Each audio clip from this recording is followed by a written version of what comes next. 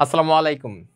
SUST question bank solving ক্লাসে আজকে তোমাদের সবার সামনে আছে আমি তোমাদের তানজিম ভাইয়া, এবং আজকে আমরা আমাদের বায়োলজির ওভারঅল একটা কনসেপ্ট ক্লিয়ার করব কিসের মাধ্যমে, কোয়েশ্চেন সলভিং এর মাধ্যমে। এবং এই ক্লাসগুলোর মাধ্যমে আসলে তোমরা শুধুমাত্র যে কোয়েশ্চেন সলভ করতেছো বিষয়টা কিন্তু এমনটা না। এই এক ক্লাসের মধ্য দিয়ে তোমার কিন্তু বেসিক কনসেপ্টটাও আমরা ক্লিয়ার করার ট্রাই করব। এবং সবচেয়ে ইম্পর্টেন্ট যে বিষয়টা সেটা হচ্ছে, ধরো কোয়েশ্চেন কিভাবে আসতেছে, কোয়েশ্চেন কিরকম আসতেছে, সেই অনুযায়ী আদার্স কি কি কোয়েশ্চেন আসতে পারে সেই সম্পর্কে তুমি কিন্তু একটা ব্রিফ ধারণা পেয়ে যাবা। আমাদের কিন্তু কোয়েশ্চেন ব্যাংক সলভিং এর উদ্দেশ্যই কিন্তু এটা থাকে, ঠিক আছে? সো আর কথা না বাড়ায় আজকে আমরা আমাদের ক্লাসটা শুরু করে ফেলি। খুবই সিম্পল ক্লাস হবে এবং ক্লাসটা এভাবেই নেওয়া হবে যাতে তোমাদের জন্য জিনিসটা খুব সুবিধা, খুব ইজিলি তোমরা জিনিসটা বুঝতে পারো। ওকে, আচ্ছা আসি ভাইয়া। তাইলে আমরা যদি কোয়েশ্চেন কিছু আলোচনা করি, অর্থাৎ প্রিভিয়াস ইয়ারের কোয়েশ্চেন কি কি আসছে, আমরা যদি জীববিজ্ঞান পার্টটা নিয়ে একটু আলোচনা করি, চলো একটু আমরা দেখি কি কি কোয়েশ্চেন আসছে। ধরো দেখো, আমাদের আসছে আলোক রশ্মির কত ন্যানোমিটার তরঙ্গ দৈর্ঘ্য সালোক সংশ্লেষণে সবচেয়ে বেশি ঘটে। অ্যান্ড আমি এই জিনিসটা জানি, তোমরা যারা একাডেমিক লাইফে মোটামুটি পড়াশোনা করছো তোমরা কিন্তু কোয়েশ্চেনটা পারবা। কেন পারবা বলতেছি, কারণ আমরা যখন ভাইয়া পড়াশোনা করছি এই জিনিসটা, অর্থাৎ আলোক রশ্মির দৃশ্যমান যে তরঙ্গ দৈর্ঘ্য, আমি কি বলতেছি, দৃশ্যমান দৃশ্যমান আলোর যে তরঙ্গ দৈর্ঘ্য, এই জিনিসটা কিন্তু আমরা কেমিস্ট্রিতে পড়ে আসছি। সো এই জিনিসটা আমাদের বায়োলজির জন্য কিন্তু কমন, এবং এই জিনিসটা আমরা কিন্তু পড়ছি যখন আমরা 9 নম্বর চ্যাপ্টারটা নিয়ে পড়ছিলাম, তাই না? তাইলে এখানে আনসারটা কি হবে, সালোক সংশ্লেষণ সবচেয়ে বেশি ঘটে কখন। তাইলে এই জিনিসটা নিয়ে যখন আমরা আলোচনা করব, চলো আমরা কয়েকটা জিনিস লিখে ফেলি। আমরা তো জানি আমাদের দৃশ্যমানের মধ্যে কি কি ছিল। দৃশ্যমানের মধ্যে আমার নর্মালি কতটুকু পর্যন্ত ছিল, সেটা হচ্ছে 380 থেকে 750 ন্যানোমিটার পর্যন্ত ছিল। এটা তো আমরা জানি, তাই না? এটুকু আমরা জানি। এখন এই জিনিসটা ধরো তোমাকে সালোক সংশ্লেষণ সবচেয়ে বেশি ঘটে কখন একটা কোয়েশ্চেন হতে পারে, অথবা তোমাকে জিজ্ঞেস করবে নিচের কোন ধরনের তরঙ্গ দৈর্ঘ্যে সালোক সংশ্লেষণ বেশি ঘটবে, এই কোয়েশ্চেনটাও দিতে পারে। অর্থাৎ সবচেয়ে বেশি একটা কোয়েশ্চেন দিতে পারে, অথবা তোমাকে দিতে পারে এভারেজ কোনটাতে সবচেয়ে বেশি হবে, অর্থাৎ নিচের কোন তরঙ্গ দৈর্ঘ্যে সালোক সংশ্লেষণ বেশি ঘটবে। তো সেক্ষেত্রে আমার শুধুমাত্র যে সবচেয়ে বেশি মাথায় রাখলে কিন্তু হবে না, আমাকে আরো দু একটা জিনিস মাথায় রাখতে হবে। কি কি? সেটা হচ্ছে আমাদের এই জিনিসটা তো দৃশ্যমান আমরা জানি, এবং আমাকে আরেকটা জিনিস মাথায় রাখতে হবে, সালোক সংশ্লেষণ বেশি ঘটে 3-4 রকম আলোর মধ্যে। কি কি? সেটা হচ্ছে, একটা হচ্ছে বেগুনি নীল, একটু বোঝার ট্রাই করো, বেগুনি নীল, এবং সেকেন্ডটা হচ্ছে কমলা লাল। তাহলে এই জিনিসটা আমরা ইনশাল্লাহ ভুলবো না, ঠিক আছে? তাহলে কি কি আছে, একটা হচ্ছে আমাদের বেগুনি নীল এবং আরেকটা হচ্ছে কমলা লাল। তো এই কালারগুলোতে সালোক সংশ্লেষণের পরিমাণটা বেশি ঘটে, কিন্তু সবচেয়ে বেশি ঘটে কখন, যখন হচ্ছে আমাদের আলোটা হবে লাল। একক আলো হিসেবে লাল আলোতে সালোক সংশ্লেষণের পরিমাণ সবচেয়ে বেশি, আমরা তো এটা জানি, তাই না? আচ্ছা, তাহলে এখন বেনি আসহ কলা, বেনি আসহ কলা, এই অনুযায়ী আমরা জিনিসটাকে সাজায় ফেলবো, এবং আমরা কষ্ট করে এই কমলা কত, এই লাল কত, এই বেগুনি কত এবং এই নীল কত, এই জিনিসটার তরঙ্গ দৈর্ঘ্যের চার্ট কত হবে সেটা একটু কষ্ট করে আমরা শিখে নিব। আমার কথা বুঝতে পারছি? ধরো ভাইয়া, আমি যদি তোমাকে দুই একটা লিখে দেই, অনেক সময় তোমাদের এই জিনিসটা নিয়ে কোয়েশ্চেন থাকে, ভাইয়া এক এক জায়গায় এক এক বইয়ের মধ্যে এখানে যে রেঞ্জগুলো আছে না, এই মানের মধ্যে একটু ডিফার আছে, এই মানেরগুলো একটু ভিন্ন ভিন্ন আছে, আমি কি করব? কিন্তু দেখবা মানগুলোর মধ্যে হাইয়েস্ট 5 থেকে 8 এরকম ন্যানোমিটারের পার্থক্য থাকে, এর চেয়ে বেশি কিন্তু পার্থক্য থাকে না। সো এটা নিয়ে তোমাকে টেনশন করতে হচ্ছে না। দেখো, আমি যদি বলি সাপোজ এই যে 380 থেকে শুরু হয়েছে, তাহলে যেহেতু বেগুনি, সো 380 থেকে 450 ন্যানোমিটার, ঠিক আছে? তাহলে নীল কত? নীল হচ্ছে 450 থেকে তুমি 490 পর্যন্ত বলতে পারো। তাহলে আমি বেগুনি আর নীলটা জেনে রাখলাম। ওকে, তারপর ধরো আমি এখানে আসি কমলা লাল জানতে হবে, কমলা লাল জানতে হবে। সো কমলা যদি আমি একটু জানার ট্রাই করি, আমার কথা হবে খুব সিম্পলি, যদি আমি চিন্তা করি যেহেতু আমার লাস্ট 750 পর্যন্ত, ঠিক আছে? সো আমি এটা এভাবে মাথায় রাখি, আমি হচ্ছে 590 থেকে 620 পর্যন্ত, ঠিক আছে? তারপর এটা মাথায় রাখবো 625 থেকে একেবারে 750 পর্যন্ত। তাহলে আমার তরঙ্গ দৈর্ঘ্যগুলো মাথায় রাখলে ইজিলি আমরা এই কোয়েশ্চেনটা আনসার করতে পারবো, যেইভাবে আমাকে কোয়েশ্চেন দেখ না কেন, ঠিক আছে? তাহলে এখানে আনসার কত হবে, এই জিনিসটা আমার আনসার হবে। বুঝতে পারছি? তাহলে আমার এই পড়াশোনাগুলো পড়তে হবে। এছাড়াও আরেকটা পড়াশোনা তোমার জন্য ইম্পর্টেন্ট, সেটা হচ্ছে আপতিত যে সূর্যালোক তার কত পার্সেন্ট পৃথিবীতে শোষিত হয়, তার কত পার্সেন্ট ক্লোরোফিলে শোষিত হয়। এই জিনিসটা দেখবা তোমার বইয়ের মধ্যে খুব সুন্দর করে দেয়া আছে, 83% আলো সেটা হচ্ছে আমাদের ক্লোরোফিলে শোষিত হচ্ছে, অর্থাৎ ক্লোরোফিল সেটাকে গ্রহণ করতেছে কত পার্সেন্ট, 83%। এবং যদি আমি জিনিসটাকে ফোটন কণা দিয়ে চিন্তা করি, দেখো ফোটন কণা অর্থাৎ একটা সালোকসংশ্লেষণের মাধ্যমে কার্বন ডাই অক্সাইড এবং পানি দুইটা মিলে যখন আমার খাবার তৈরি করতেছে, বাই প্রোডাক্ট হিসেবে অক্সিজেন তৈরি করতেছে, সেক্ষেত্রে নর্মালি কয়টা ফোটন কণা ইউজ করে তুমি কি জানো? জানতে হবে তোমাকে কয়টা, সেটা হচ্ছে 50 থেকে 60টা। কয়টা? 50 থেকে 60টা নর্মালি ফোটন কণা ইউজ করে। ঠিক আছে, ফোটন কণা ইউজ করে। তাহলে এই কোশ্চেনটা আমরা ইজিলি পারবো, ইনশাল্লাহ পারবো। দেখছো, তাহলে আমাকে যখন একটা আমরা কোশ্চেন পড়াশোনা করব তখন আমাকে এইভাবে করে আগায় যেতে হবে। আমি জাস্ট তোমাকে দেখাচ্ছি তোমার কিভাবে পড়া উচিত। একটা কোশ্চেন যা সলভ করে চলে গেলাম, বিষয়টা এরকম না। আদার কি কি কোশ্চেন ইন ফিউচার আমার এখান থেকে আসতে পারে সেটা আমাকে ধারণা রাখতে হবে। ওকে, আচ্ছা আসো ভাই সামনে যাই। ঠিক আছে, ওকে পরেরটাতে যাই। দেখো, মানব দেহে সারা শরীর লোমে আবৃত থাকে কোন রোগের কারণে? এই জিনিসটা দেখবা পথে ঘাটে অনেকে আছে ভিক্ষা করে, তাদের সারা গায়ে তোমার বিভিন্ন ধরনের লোম তোমরা দেখো। অনেক ক্ষেত্রে লোমগুলো অনেক লম্বা থাকে, অনেকের ক্ষেত্রে লোমগুলো সাদা সাদা হয়ে যায় এবং খুব বিভৎস একটা অবস্থা তৈরি হচ্ছে। এবং সবই কিন্তু আমাদের আল্লাহ তাআলার সৃষ্টি, এবং এগুলো কিন্তু কিছু জেনেটিক ডিসঅর্ডার। কি বলতেছি? কিছু জেনেটিক ডিসঅর্ডার, অর্থাৎ এগুলা তাদের জন্ম থেকেই তারা পেয়ে আসছে। সো আমাকে জানতে হবে লোমে আবৃত থাকে কোন রোগের কারণে। এই জিনিসটা তোমরা পড়ছো জিন তত্ত্ব এবং বিবর্তনে, বিবর্তন চ্যাপ্টারটাতে তোমরা কিন্তু এটা পড়ছিলা, এবং বিভিন্ন রোগ তার সাথে কিন্তু রিলেটেড আছে। ওকে, আমরা কিন্তু পড়ছিলাম। দেখো, আমি কিন্তু ধরো একটা জিনিস সিম্পলি চিন্তা করো, ধরো ভাইয়া এটার আনসার আমি জানি না, ধরো এটার আনসার আমি জানি না, তাহলে এবার আমি চলো একটু অপশনগুলো একটু চেক করি, ক্রস চেক করি কিভাবে মেলাতে পারবো। দেখো, ফার্স্টে বলছে হিমোফিলিয়া। এই হিমোফিলিয়া রোগটা সম্পর্কে আমরা অলমোস্ট সবাই জানি। কি ছিল? হিমোফিলিয়া হচ্ছে একটা এক্স লিঙ্কড, এটা কিন্তু জানতে হবে, এটা আলাদা করে অলওয়েজ মাথায় রাখবা। তোমাকে কোশ্চেন আসবে নিচের কোনটি এক্স লিঙ্কড রিসেসিভ ডিসঅর্ডার, এই জিনিসটা কষ্ট করে মাথায় রাখবা। এটা হচ্ছে হিমোফিলিয়া, এটা হচ্ছে একটা রক্ততঞ্চন ঘটিত রোগ। এবং এটা কেন হচ্ছে? বিকজ আমাদের যে এক্স লিঙ্কটা আছে, অর্থাৎ আমাদের যে এক্স জিনটা আছে, সেটার অস্বাভাবিকতার কারণে। এবং এটার ফলে কি হয়? এটার ফলে আমাদের রক্ত তঞ্চন হতে পারে না, কারণ আমাদের যে ক্লটিং ফ্যাক্টর আছে তার মধ্যে একটা হচ্ছে আমাদের হিমোফিলিয়া এ, একটা হচ্ছে আমাদের হিমোফিলিয়া বি। হিমোফিলিয়া এ যেটা, সেটার ক্ষেত্রে হচ্ছে 8 নাম্বার ফ্যাক্টর যেটা, অর্থাৎ 1 2 3 8 নাম্বার ফ্যাক্টর যেটা, সেটা হচ্ছে তোমার প্রপারলি কাজ করতে পারে না বা এটা অনুপস্থিত থাকে। ঠিক আছে, এবং 8 নাম্বার ফ্যাক্টরের নাম কি জানতে হবে, সেটা কি অ্যান্টি হিমোফিলিক ফ্যাক্টর। ঠিক আছে, আচ্ছা, আর হিমোফিলিয়া বি যেটা, সেটাকে আমরা বলতে পারি আমাদের 9 নাম্বার ফ্যাক্টর, যেটা নাম হচ্ছে ক্রিসমাস ফ্যাক্টর। কি নাম? Christmas factor. এই ক্রিসমাস ফ্যাক্টর যদি অনুপস্থিত থাকে, অর্থাৎ এই ক্রিসমাস ফ্যাক্টর যদি রক্তের মধ্যে না থাকে, সেক্ষেত্রে অর্থাৎ ক্লটিং ফ্যাক্টর যদি না থাকে, তাহলে হিমোফিলিয়া বি হবে। তো এটা তো আনসার হবে না, আমি জানি। ঠিক আছে, আচ্ছা, তাহলে এখন এই চারটা একটু চেক করো তো। সেকেন্ডটা লিখছে হাইপার ট্রাইকোসিস, 3 নাম্বারটা লিখছে কনজেনিটাল ইকথিওসিস, 4 নাম্বারটা লিখছে ব্রাকিফ্যালেঞ্জি। দেখো, শরীরের মধ্যে অস্বাভাবিকভাবে লোম, অর্থাৎ নর্মাল থেকে বেশি, আমরা দেখি একটা জিনিস, আমাকে বলো তো কোন একটা জিনিস নর্মাল থেকে বেশি মানে কি? হাইপার না? সো ইজিলি আমরা আনসারটা বসাই দিতে পারবো না, হাইপার। আর আমাদের ট্রাইকোম মানে আমরা জানি ট্রাইকোমের বাংলা কিন্তু লোম। ঠিক আছে, ট্রাইকোমের বাংলা কি? লোম। তাহলে আমরা বলতে পারি হাইপার ট্রাইকোসিস মানে কি? লোমের নর্মাল থেকে স্বাভাবিকভাবে অনেক বেশি বেড়ে গেছে। ওকে, আচ্ছা, তাহলে ভাই বাদ বাকি জিনিসগুলো কি জানবো না? অবশ্যই জানবো। এই দুইটা জিনিস অর্থাৎ 3 আর 4 নাম্বারটা তোমরা পড়ছো হচ্ছে লিথাল জিনে। দেখো, লিথাল জিন ঘটিত কিছু রোগ তোমরা পড়ছো, তার মধ্যে কনজেনিটাল অর্থাৎ জন্মগত ইকথিওসিস, এটা খুবই মারাত্মক একটা রোগ, এবং এটা যাদের হয় তারা কিন্তু জন্মের একদিন হায়েস্ট অথবা কয়েক ঘন্টার মধ্যে কিন্তু তারা মারা যায়। ঠিক আছে, ইকথিওসিসের মধ্যে আবার বিভিন্ন টাইপ আছে, যেটা সবচেয়ে মারাত্মক সেটা হচ্ছে হার্লিকুইন ইকথিওসিস।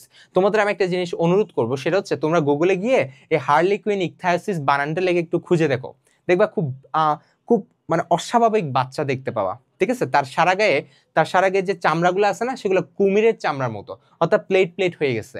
এই জিনিসটা একটা জন্মগত রোগ, এটাকে আমরা বলি কনজেনিটাল ইকথিওসিস। সো এটা তো হবে না। ওকে, বাট এটা জেনে রাখতে হবে নিচের কোনটি লিথাল জিন ঘটিত রোগ, খুবই ইম্পর্টেন্ট একটা কোয়েশ্চেন, জানতে হবে। 4 নাম্বারটাও কিন্তু লিথাল জিন ঘটিত রোগ, এটা হচ্ছে ব্রাকিফ্যালেঞ্জি। এটার ক্ষেত্রে দেখা যায়, এই যে দেখো ফ্যালেঞ্জি নামটা আসছে হচ্ছে ফ্যালেংস থেকে। ঠিক আছে, অর্থাৎ আমাদের এই জিনিসটা দিয়ে মেইন করে হচ্ছে আমাদের হাত, আঙ্গুল, পায়ের আঙ্গুল, এই জিনিসগুলোর বৃদ্ধি ঘটে না। ঠিক আছে, সো এটাকে আমরা বলবো ব্রাকিফ্যালেঞ্জি। আরো অনেকগুলো ডিটেলস আছে, আমরা এত কিছু জানতে হবে না। তাহলে এখানে আনসার কি হবে? আনসার বি হবে, আমি ইজিলি বলতে পারতেছি। ওকে, আচ্ছা, তারপর আসি আমরা আমাদের পরেরটাতে আসি। হ্যাঁ, ঠিক আছে, আচ্ছা, এবার আসি আমরা আমাদের 3 নাম্বারটাতে আসি। এটাও কিন্তু খুব ইম্পর্টেন্ট একটা কোয়েশ্চেন। এটা কিন্তু আমাদের কোথা থেকে আসছে? এটা হচ্ছে আমাদের প্রাণীর পরিচিতির ঘাস ফড়িং থেকে আসছে, এবং এই জিনিসটা কিন্তু আমাকে খুব ভালোভাবে জানতে হবে। কিভাবে জানবো? খুব ইজি। কিন্তু আমি যখন তোমাদের একাডেমিক ক্লাসগুলো নিছি, কিন্তু আমি যখন আদার ক্লাসগুলো নিছি, আমি কিন্তু ঘাস ফড়িং এর লাস্টের পার্টটা খুব ভালো করে পড়াইছি। কেন পড়াইছি? কারণ এই জিনিসটা তোমার ঢাবি বলি, তোমার সাস্ট বলি, তোমার বাংলাদেশের যে কোনো ভার্সিটি বলি, সবখানের জন্য ইম্পর্টেন্ট। ঠিক আছে, সো আমাকে এই জিনিসটা জানতে হবে। অনেকে দেখা যায় ঘাস ফড়িং একটু কঠিন বলে এই জিনিসগুলো আমরা তেমন একটা পড়ি না, কিন্তু আমাকে পড়তে হবে। দেখো কি বলছে, ঘাস ফড়িং এর দৈহিক বৃদ্ধির জন্য বারবার যে খোলস পাল্টানোর প্রক্রিয়া, এটাকে আমরা কি বলি? আমরা জানি খোলস পাল্টানোর প্রক্রিয়াকে আমরা বলি মোল্টিং। মোল্টিং মানে একবার খোলস মোচন, মানে মোল্টিং এর বাংলা কি? খোলস মোচন। ঠিক আছে? আচ্ছা আচ্ছা ভাই, আপনি তো বলছেন মোল্টিং খোলস মোচন জানি, কিন্তু ভাইয়া এখানে যে বাদ বাকি অপশনগুলো দিছে না, এগুলো খুবই একটার সাথে একটা রিলেটেড। আমার মনে হচ্ছে কোনটা আনসার হবে আমি পুরোপুরি শিওর হতে পারতেছি না। এই জিনিসটা তোমার ফিল হচ্ছে না? সো আসো আমরা বাদ বাকি অপশনগুলো কিন্তু আমাদের ইন ফিউচারের জন্য গুরুত্বপূর্ণ, সামনের জন্য গুরুত্বপূর্ণ। তাহলে এগুলো আমরা কিভাবে সলভ করবো একটু দেখি তো। এই যে দেখো এখানে আছে একডাইসন। ভাইয়া একডাইসনটা কি? দেখো একডাইসনটা বেসিক্যালি এখানে বলা হয়েছে একটা হরমোন। ওকে, একডাইসনটা হচ্ছে একটা হরমোন, মাথায় রাখবা। এই একডাইসন হরমোনটা নিঃসৃত হয় কোত্থেকে? সেটা হচ্ছে প্রোথোরাসিক গ্রন্থি থেকে। প্রোথোরাসিক গ্রন্থি থেকে আমার কি রিলিজ হয়? একডাইসন হরমোনটা রিলিজ হয়, এবং এই একডাইসন হরমোনটাই বেসিক্যালি মোল্টিং করতে সাহায্য করে। তাহলে কাহিনী বুঝতে পারছি?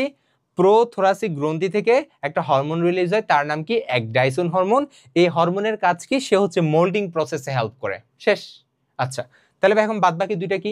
একটা হচ্ছে আমাদের দেখতেছি ইনস্টার, আরেকটা দেখতেছি মেটামরফোসিস। দেখো ইনস্টার মানে কি জানো? দেখো ঘাস ফড়িং সে একদম নিম্ফ দশা, আমরা তো জানি ঘাস ফড়িং এর একদম ছোট দশার নাম কি?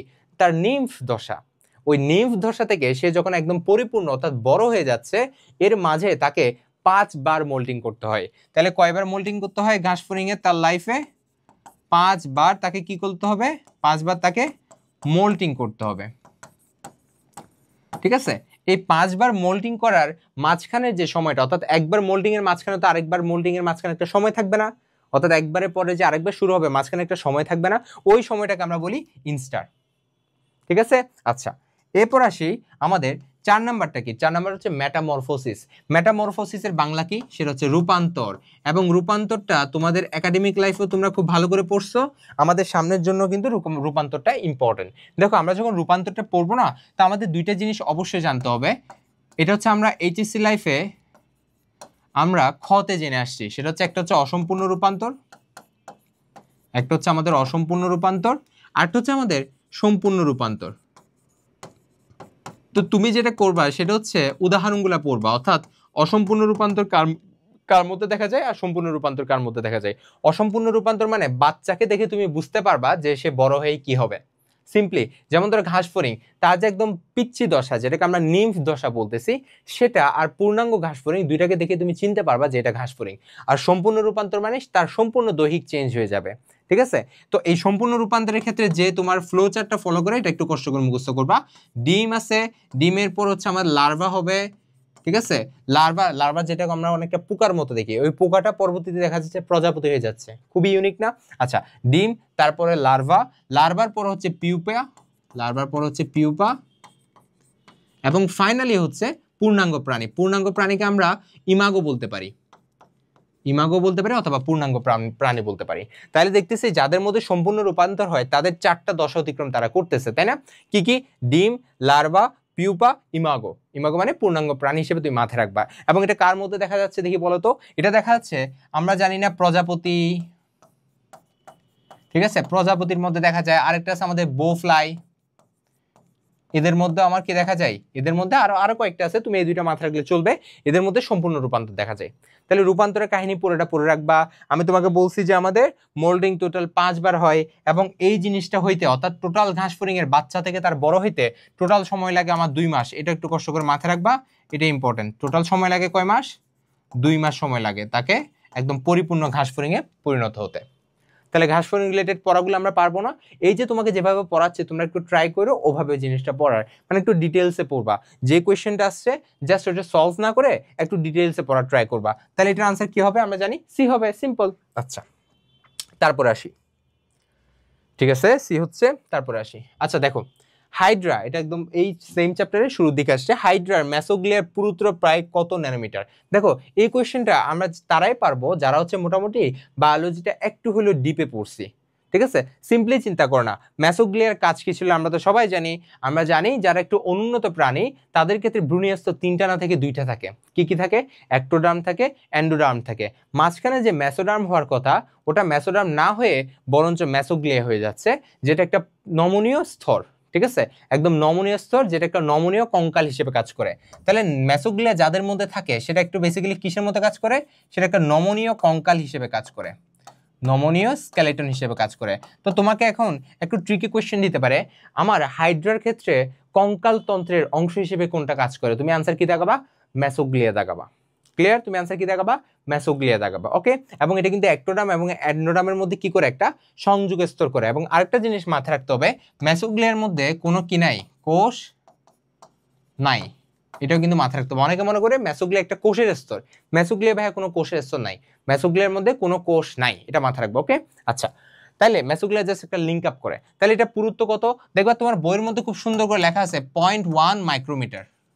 তো তোমাকে বইয়ের মধ্যে মাইক্রোমিটার দিছে, এখানে একটু চালাকি করে ন্যানোমিটারে দিছে। তুমি পারবা না মাইক্রোমিটার যেহেতু, সো আমরা ইজিলি আমাদের 10⁻³ দিয়ে যদি আমরা গুণ করে দেই সেক্ষেত্রে আমরা ন্যানোমিটার পেয়ে যাব। সো আমরা ইজিলি আনসার বি বলতে পারতেছি। ইজি এগুলো একদম, ঠিক আছে, একদম ইজি, প্যারা খাওয়ার দরকার নাই। সবকিছু বইয়ে থেকে দিবে, বইয়ের বাইরে কিচ্ছু পড়তে হবে না, তোমরা জাস্ট কোয়েশ্চেন ব্যাংকটা ভালো করে সলভ করবা, তাহলে মোটামুটি হয়ে যাবে। তাহলে এবার আসি, এখানে কি দিছে? মাইক্রোনিউট্রিয়েন্টের যুগল কোনটি? কি দিছে? মাইক্রোনিউট্রিয়েন্টের যুগল কোনটি? আচ্ছা, এখানে একটা জিনিস আছে, দেখো আমরা যদি মাইক্রোনিউট্রিয়েন্ট চিন্তা করি, ওকে, কি চিন্তা করতেছি? মাইক্রোনিউট্রিয়েন্ট। আরেকটা জিনিস দেখি, চলো দেখো, আমি যদি ফার্স্টে দেখি, আমরা যখন মাইক্রো আর ম্যাক্রো জিনিসটা পড়তেছি, আমি তোমাদের সবাইকে তখন বলি যে ভাইয়া তুমি কষ্ট করে ম্যাক্রোটা মাথায় রাখবা। ঠিক আছে, তুমি কষ্ট করে কি মাথায় রাখবা? ম্যাক্রোটা একটু কষ্ট করে মাথায় রাখবা। তো আমরা একটা মনে আছে না, ওই যে এমজি কে কে এই জিনিসটা দিয়ে আমরা মাথায় রাখছিলাম না, জিনিসটা ক্যাফে ফর নি চপস, এরকম এটা দিয়ে মাথায় রাখছিলাম না, CHOPS, এটা দিয়ে মাথায় রাখছিলাম না? এই যে ন্যামোনিক্সে আমরা জিনিসটা মাথায় রাখছিলাম না, মনে আছে? আচ্ছা, সো এই ন্যামোনিক্সের বাইরে যারাই পড়তেছে তাদেরকে আমরা কি বলতে পারতেছি? তাদেরকে আমরা মাইক্রোনিউট্রিয়েন্ট বলতে পারতেছি। তো তুমি MGK ফর নিচপস এই জিনিসটা দিয়ে মাথায় রাখবা, এর বাইরে যা যা আছে সবকিছু আমার কি হবে? মাইক্রোনিউট্রিয়েন্ট হবে। সো এখানে যদি আমরা মাইক্রোনিউট্রিয়েন্ট চিন্তা করি, আমরা ইজিলি বুঝতে পারতেছি আনসার কি হবে? সি হবে। খুব সিম্পল, কারণ আমার জিঙ্কও আমার কি মাইক্রোর মধ্যে পড়তেছে, আয়রন তো আমার মাইক্রোর মধ্যে পড়তেছেই। ঠিক আছে, আচ্ছা, এখন আমার একটা জিনিস জানতে হইতে পারে, সেটা হচ্ছে ধরো এখানে ভাইয়া আয়রন আছে না, আয়রনের একটা আলাদা গুরুত্বপূর্ণ আছে, সেটা কি? সেটা হচ্ছে আয়রন হচ্ছে সাইটোক্রোমের মূল উপাদান। আয়রন কিসের উপাদান? সাইটোক্রোমের মূল উপাদান। তুমি কি করবা, বইয়ে হচ্ছে তোমার মাইক্রোনিউট্রিয়েন্ট এবং ম্যাক্রোনিউট্রিয়েন্টের যে পার্টটা আছে ওখানে দেখবা কিছু এক্সট্রা পড়াশোনা আছে। যেমন ধরো ওখানে লেখা থাকবে যে সিলিকন তোমার কি জন্য লাগবে? সিলিকন লাগবে হচ্ছে আমার কিসের জন্য? সিলিকন লাগবে আমার ঘাস জাতীয় উদ্ভিদের জন্য। ঠিক আছে, ঘাস জাতীয় উদ্ভিদের জন্য। তারপর ধরো আমার আরেকটা জিনিস আছে, সেটা হচ্ছে আমাদের সোডিয়াম, দেখবা সোডিয়াম আছে হচ্ছে আমাদের C4 উদ্ভিদের জন্য। ঠিক আছে, তারপর হচ্ছে আমাদের সমুদ্রের যেসব উদ্ভিদ আছে, সমুদ্রের যেসব উদ্ভিদ আছে তাদের ক্ষেত্রে আমার কি লাগবে? তাদের ক্ষেত্রে আমার আয়োডিন লাগবে। এগুলো হচ্ছে সিম্পল পড়াশোনা, এগুলো বই থেকে পড়ে নিবা। ঠিক আছে, তাহলে আমি কি কি পড়তে হবে জাস্ট হালকা পাতলা তোমার বুঝাই দিচ্ছি, এবং এই জিনিসগুলো তোমরা ইজিলি, আমি আশা করতেছি তোমরা সলভ করতে পারবা। ওকে, আচ্ছা, আসি পরের স্লাইডে আসি। সেটা হচ্ছে এই যে দেখো, কোন দ্রবণে কোষের প্লাজমোলাইসিস ঘটে? আচ্ছা, আমাকে একটা জিনিস জানতে হবে, সেটা হচ্ছে প্লাজমা মানে আমি ধরে নিচ্ছি প্লাজমা, অর্থাৎ কোষের ভিতরে যে তরল পদার্থ আছে আমি ধরে নিচ্ছি তাকে। এবং লাইসিস মানে আমি জানি কি? লাইসিস মানে কি? কোনো কিছু ভেঙে যাচ্ছে বা কোনো কিছু বের হয়ে যাচ্ছে, কোন একটা অংশ থেকে কোন একটা জিনিস বের হয়ে যাচ্ছে। লাইসিস মানে আমরা জানি কি? কোন একটা জিনিস পর্দা ফেটে যাচ্ছে, তাই না? আচ্ছা, সো প্লাজমোলাইসিস মানে আমরা বলতে পারি প্রোটোপ্লাজমের সংকোচন বলতে পারি। ওকে, আচ্ছা, তাহলে এখন একটা জিনিস দেখো, কোন অবস্থাতে এই প্রোটোপ্লাজম সংকোচনটা হবে, অর্থাৎ প্লাজমাটা বাইরে বের হয়ে যাবে, অর্থাৎ প্লাজমাটা ভেঙে চুরে বাইরে চলে যাবে। কোন ক্ষেত্রে হবে? হাইপারটোনিক সলিউশনে, নাকি হাইপোটোনিক, নাকি আইসোটোনিক, নাকি আইসোসমোটিক? তোমাকে আগে বুঝতে হবে জিনিসগুলা কি। খুব সিম্পলি চিন্তা করি, হাইপারটোনিক এবং হাইপারটোনিক এই জিনিসটা, অর্থাৎ হাইপার এবং হাইপো, এই টনিক জিনিসটাকে তোমাকে যদি আমি আলাদা করে বুঝাই, খুব সিম্পলি চিন্তা করো, হাইপারটনিক মানে কি? সেক্ষেত্রে হচ্ছে কোষের ভিতর থেকে বাইরের দিকে, তোমার যে ভিতর থেকে বাইরের দিকে যে কোষের দ্রব্যাদি সেগুলো হচ্ছে চলন ঘটবে, অর্থাৎ কোষের যে তরল বস্তু আছে সেটা ভিতর থেকে বাইরের দিকে চলে যাবে যখন আমার হাইপারটনিক অবস্থায় থাকবে। ঠিক আছে, অর্থাৎ সেক্ষেত্রে আমার কি হবে? সেক্ষেত্রে হচ্ছে আমাদের প্রোটোপ্লাজম সংকোচন হবে, অর্থাৎ সেক্ষেত্রে দেখা যায় আমার কি হয়? যে কোনো কিছু সিনক্রেজ ঘটে। কোন সলিউশনে? হাইপারটোনিক সলিউশনে। কারণ তখন তাদের যেহেতু অসমোটিক ডিফারেন্সটা থাকতেছে, সেক্ষেত্রে তারা ভিতর থেকে বাইরের দিকে জিনিসগুলোকে পাঠিয়ে দিচ্ছে। ওকে, তাহলে এটার আনসার কি হবে? এটার আনসার এ হবে। এটা জিনিসটা মাথায় রাখবা।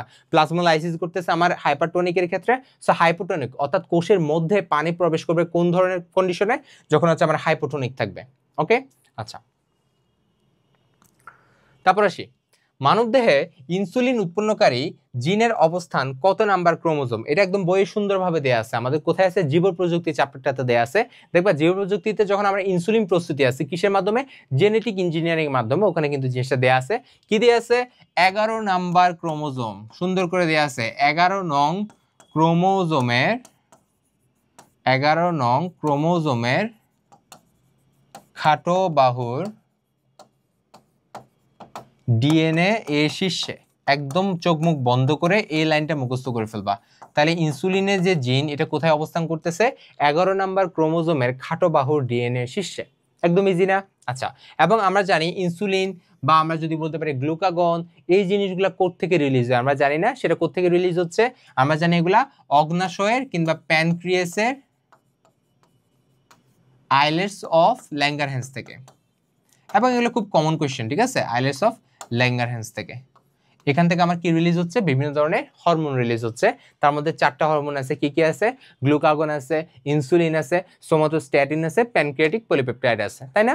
সেক্ষেত্রে তোমার আলাদা করে মাথায় রাখতে হবে গ্লুকাগন আর ইনসুলিনের কাজ। মাথায় রাখবা মানবদেহে গ্লুকোজ বাড়ানোর অনেকগুলো ওয়ে আছে, বাট গ্লুকোজ কমানোর একটা মাত্র ওয়ে আছে, সেটা হচ্ছে ইনসুলিন। ইনসুলিন কি করে? ব্লাড থেকে যে এক্সট্রা গ্লুকোজ আছে তাকে আলাদা করে ফেলে, অর্থাৎ ব্লাডের মধ্যে গ্লুকোজের পরিমাণটাকে সে কমায় দিচ্ছে।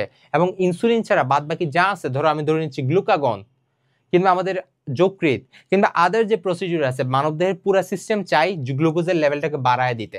সো যখনই আমার ইনসুলিনটা কাজ করবে না, তখনই আমার একটা কন্ডিশন সৃষ্টি হয়, তাকে আমরা কি বলি?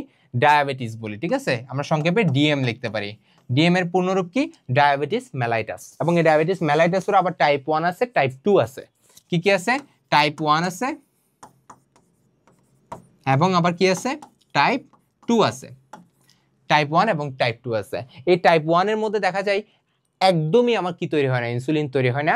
টাইপ 2 এর মধ্যে হালকা পাতলা ইনসুলিন তৈরি হয়। তো সেক্ষেত্রে আমরা চাইলে কি করতে পারি? সেক্ষেত্রে আমরা চাইলে বাইরে থেকে সাপ্লিমেন্ট নিয়ে জিনিসটাকে ঠিক করে ফেলতে পারি।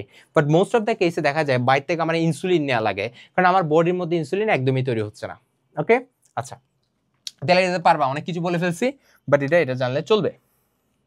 আসি, এই যে সুন্দর একটা কোয়েশ্চেন দিচ্ছে। এটা কি দিচ্ছে দেখি তো? ATS রাইবোজোমের অধিকারী কোনটা? এই কোয়েশ্চেনটা যখন আনসার করবা তোমার মাথা একটু খাটাইতে হবে।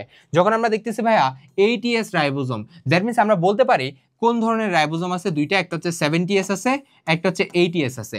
আমরা জানি 80S আমরা কোথায় পাচ্ছি?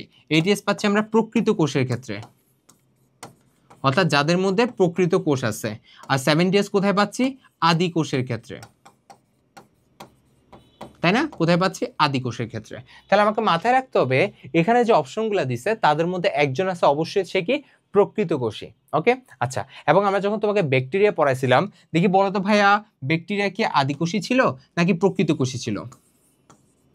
এটা দেখি আমাকে বলো তো, ব্যাকটেরিয়া কি আদি কোষী ছিল নাকি প্রকৃত কোষী ছিল? দেখি বলো। আমরা জানি ব্যাকটেরিয়া কি ছিল? অবশ্যই আমাদের কি ছিল? আদি কোষী ছিল। ব্যাকটেরিয়া কি ছিল? আদি কোষী ছিল। সো যেহেতু ব্যাকটেরিয়া আদি কোষী, সো আমার দুইটা জিনিস তো অটোমেটিক্যালি হচ্ছে। ব্যাকটেরিয়ার মধ্যে কি থাকবে? 70S রাইবোজোম থাকবে। ব্যাকটেরিয়ার মধ্যে যে ডিএনএ থাকবে সেটা হচ্ছে বৃত্তাকার ডিএনএ হবে, ঠিক আছে? ব্যাকটেরিয়ার ডিএনএটা কি হবে? বৃত্তাকার ডিএনএ হবে। ক্লিয়ার? আচ্ছা, তাহলে আমরা এইগুলো জিনিসগুলো পারবো না।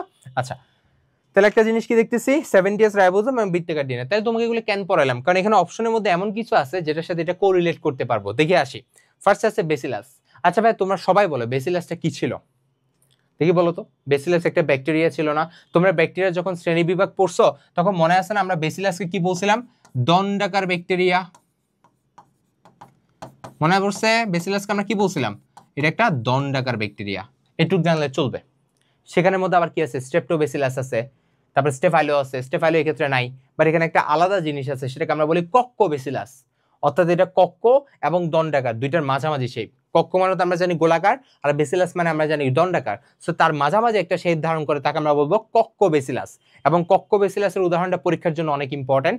কক্কোবেসিলাস শেপধারী ব্যাকটেরিয়ার নাম কি? এটা মাথায় রাখবা। আমি একটু এখানে আলাদা করে লিখে দেই, বিকজ এটা আমাদের অনেক জায়গায় আসছে। সো সাস্টে যেহেতু আসে নাই, তুমি সাস্টের জন্য আলাদা করে এটা পড়ে রাখবা, কক্কো বেসিলাস। তো তোমার পরীক্ষা আসবে কক্কো বেসিলাস শেপের কে আছে, সেটার আনসার হবে সালমোনেলা টাইফি। আমরা তো জানি সালমোনেলা টাইফি কি করে, সেটা হচ্ছে টাইফয়েড রোগ করতেছে, তাই না? সো তাদের ক্ষেত্রে কি দেখা যায়, তাদের ক্ষেত্রে কক্কো বেসিলাস শেপটা দেখা যায়। ওকে, আচ্ছা পারবা ইনশাল্লাহ। তাহলে দেখো বেসিলাস যে একটা ব্যাকটেরিয়া সেটা আমি শিওর। এবার আসি ভাই সেকেন্ডটাতে, সিওডোমোনাস। মনে আছে তোমরা যখন ব্যাকটেরিয়ার অর্থনৈতিক গুরুত্ব পড়তেছিলা তখন উপকারী দিকের মধ্যে সিওডোমোনাসটা ছিল, তিনটা ছিল। কি কি ছিল একটু বলো তো দেখি, মনে আছে? তোমরা কিন্তু এগুলো পড়ছিলা, আমি কিন্তু তোমাকে বলছিলাম যে সিওডোমোনাস কিসে হেল্প করে, নাইট্রোজেন সংবন্ধনে। এবার তোমরা কষ্ট করে বইটা দরকার হলে বের করে জিনিসটা মিলাও। নাইট্রোজেন সংবন্ধনে ব্যাকটেরিয়ার উপকারী দিকের মধ্যে ছিল সিওডোমোনাসটা ছিল ওখানে, ঠিক আছে? ওখানে সিওডোমোনাসটা ছিল না? অবশ্যই ছিল। তারপর আসি আমরা 3 নাম্বারটা হচ্ছে স্পারজিলাস এবং 4 নাম্বারটা হচ্ছে স্ট্রেপ্টোমাইসিস। দেখি তো ভাইয়া স্ট্রেপ্টোমাইসিস কোথায় পড়ছো তোমরা, দেখি বলো তো। এটা পারতে হবে, এটা পারলে তুমি ধরে নিবা যে তুমি বইয়ের মধ্যে মোটামুটি পড়াশোনা করছো। দেখি বলো স্ট্রেপ্টোমাইসিস এটা কই পড়ছিলা, তোমার কি মনে হয় কই পড়ছিলে একটু বলো তো। তোমরা স্ট্রেপ্টোমাইসিন নামটা শুনছো না? আমি নিজে পড়াইছি অণুজীব চ্যাপ্টারটা পড়ানোর সময়। স্ট্রেপ্টোমাইসিন শুনছো? এটা কিন্তু একটা অ্যান্টিবায়োটিক। অর্থাৎ স্ট্রেপ্টোমাইসিস এটা হচ্ছে একটা গ্রাম পজিটিভ ব্যাকটেরিয়া। কি ব্যাকটেরিয়া? এটা হচ্ছে একটা gram positive bacteria, gram positive bacteria, যেটা থেকে কি তৈরি হয়, যেটা থেকে অ্যান্টিবায়োটিক তৈরি হয়। কি তৈরি হয়? অ্যান্টিবায়োটিক তৈরি হয়। ওই অ্যান্টিবায়োটিকটার নাম কি? স্ট্রেপ্টোমাইসিন। ঠিক আছে, তাহলে এটা একটা ব্যাকটেরিয়া, আমি শিওর হইছি না? তাহলে আনসার কি হবে? অটোমেটিক্যালি আনসারটা সি হবে, স্পারজিলাস। মানে স্পারজিলাস হচ্ছে একটা শৈবাল, সরি ছত্রাক। তাহলে স্পারজিলাস কি একটা ছত্রাক, এবং এই ছত্রাকের কিন্তু একটা বিষ আছে, মানে এটা কিন্তু খুব মারাত্মক একটা ছত্রাক, যেটা হচ্ছে আমার মোটামুটি অন্ধকার জায়গায় জন্ম নেয়। ঠিক আছে, তো আমরা পড়ছিলাম যেগুলো আছে, যেসব আসলে ছত্রাকগুলো অন্ধকারে জন্ম নেয় তারা দেখা যায় বিষাক্ত হয়। সো এই স্পারজিলাসের মধ্যে একটা প্রজাতি আছে যেটাকে আমরা বলি স্পারজিলাস, এখানে এ দিছি ফ্লেভাস, এটা প্রজাতির নাম লিখছি স্পারজিলাস ফ্লেভাস। যারা তারা একটা তোমার টক্সিন তৈরি করে যেটা খুবই মারাত্মক, সেটাকে আমরা বলি অ্যাফলাটক্সিন। এটা মাথায় রাখবা, অ্যাফলাটক্সিন। ক্লিয়ার? তাহলে এই টক্সিনটার কারণে ওই ছত্রাকটা খুবই বিষাক্ত হয়, এবং দেখা যায় এগুলো যদি বাই এনি চান্স আমাদের সংস্পর্শে আছে, কিংবা আমরা যদি জিনিসটা বাই এনি চান্স খেয়ে ফেলি উপকারী মাশরুম ভেবে, সেক্ষেত্রে কিন্তু আমাদের মৃত্যু হতে পারে। ক্লিয়ার? আচ্ছা, তাহলে আমরা এখানে আনসার কি হবে অটোমেটিক্যালি বুঝছি না? ছত্রাক হবে, কারণ আমরা জানি ছত্রাকের কি থাকে, ছত্রাক প্রকৃতকোষী। সো যেহেতু প্রকৃতকোষী তার মধ্যে ATS রাইবোজোম থাকবে অটোমেটিক, তাই না? আচ্ছা, তাহলে ইনশাল্লাহ আমরা সামনের দিকে আগাই, আশা করি আমরা জিনিসটা বুঝতে পারতেছি। আসি, তারপর দেখো সবাত শ্বসনে গ্লুকোজ থেকে, বোঝার ট্রাই করো, সবাত শ্বসনে গ্লুকোজ থেকে পাইরুভেট তৈরিতে কয়টা এনজাইম প্রয়োজন? ঠিক আছে, এই কোশ্চেনটা খুবই ইম্পর্টেন্ট, কারণ আমরা যখন সবাই মনে আছে আমাদের গ্লুকোজ থেকে যেহেতু পাইরুভেট তৈরি হচ্ছে বা পাইরুভিক অ্যাসিড তৈরি হচ্ছে, এক্ষেত্রে আমরা একটা জিনিস পড়ছিলাম, এটা কি আশা করি তোমাদের মনে আছে, কি পড়ছিলা? সেটা হচ্ছে প্রসেসটার নাম কি ছিল? প্রসেসটার নাম ছিল হচ্ছে গ্লাইকোলাইসিস ছিল। ঠিক আছে, দেখে একজন আমাকে বলো তো ভাইয়া গ্লাইকোলাইসিসের টোটাল কয়টা ধাপ আছে? দেখি বলো, গ্লাইকোলাইসিসের ধাপ কয়টা? গ্লাইকোলাইসিসের ধাপ ছিল টোটাল 9টা ধাপ। তাহলে এখন তুমি একটু চিন্তা করো, আমরা তো জানি প্রত্যেকটা ধাপের মধ্যে একটা একটা করে আমার এনজাইম লাগতেছে, তাহলে আমি তো তোমাকে বলতেছি গ্লাইকোলাইসিসের ক্ষেত্রে 9টা ধাপ। সো 9টা ধাপের ক্ষেত্রে কেন আমরা এখানে কি বলতেছি 10টা? অর্থাৎ আমার এখানে যখন তোমরা এনজাইমটা আমি দাগাবো তখন দেখবো আমি 10 দাগাবো। কেন অ্যাকচুয়ালি 10টা দাগাচ্ছি? যেহেতু আমার ধাপ 9টা, সো 9টা হওয়ার কথা ছিল, কেন আমি 10টা দাগাচ্ছি দেখি বলো। তাহলে যেটা বলছি তোমাকে আমি সেটা কি, চলো আমরা একটু দেখি। দেখো, যখন আমার গ্লাইকোলাইসিস প্রক্রিয়াটা হচ্ছে, অর্থাৎ গ্লাইকোলাইসিসের 9টা ধাপ ছিল, এই 9টা ধাপের মধ্যে আরেকটা জিনিস তোমরা মাথায় রাখবা, সেটা হচ্ছে 9 ধাপের মধ্যে 1, 3 এবং 9 এই 3টা বিক্রিয়া হচ্ছে একমুখী। এটা আলাদা করে মাথায় রাখবা, 1, 3 এবং 9 নাম্বারটা হচ্ছে একমুখী, আর বাদ বাকি সবগুলো হচ্ছে উভমুখী বিক্রিয়া। একটু আমরা জানি। আচ্ছা, তাহলে ভাইয়া সবাত শ্বসনে গ্লুকোজ থেকে পাইরুভেট তৈরিতে টোটাল কয়টা এনজাইম প্রয়োজন? আনসারটা আমি বলছি, আনসার হবে 10টা। কেন? কারণ 9টা হওয়ার কথা ছিল, তাই না? কেন 10টা হচ্ছে? খুব সিম্পলি বলি, সেটা হচ্ছে আমাদের মাঝখানে একটা ধাপ ছিল যেটাকে আমরা বলতেছিলাম ফ্রুক্টোজ 1,6 বিসফসফেট, তাই না? ফ্রুক্টোজ 1,6 বিসফসফেট, জাস্ট লিখে দিচ্ছি। ওকে, দেখো তাহলে ফ্রুক্টোজ 1,6 বিসফসফেট যেটা, এটা একটু এদিকে নিয়ে আসি, সরি, ফ্রুক্টোজ 1,6 বিসফসফেট, ধরো এটা একটু ঝামেলা করতেছে, আমরা একটু আলাদা করে লিখি, এটাই ভালো হবে। দেখো, ফ্রুক্টোজ 1,6 বিসফসফেট যেটা ছিল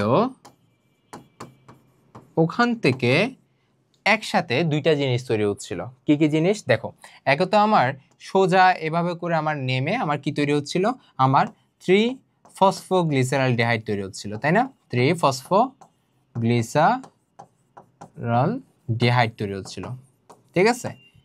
এই 3-ফসফোগ্লিসারালডিহাইড ছাড়াও আরেকটা জিনিস তৈরি হচ্ছিল, সেটা কি? সেটা হচ্ছে ডাইহাইড্রোক্সি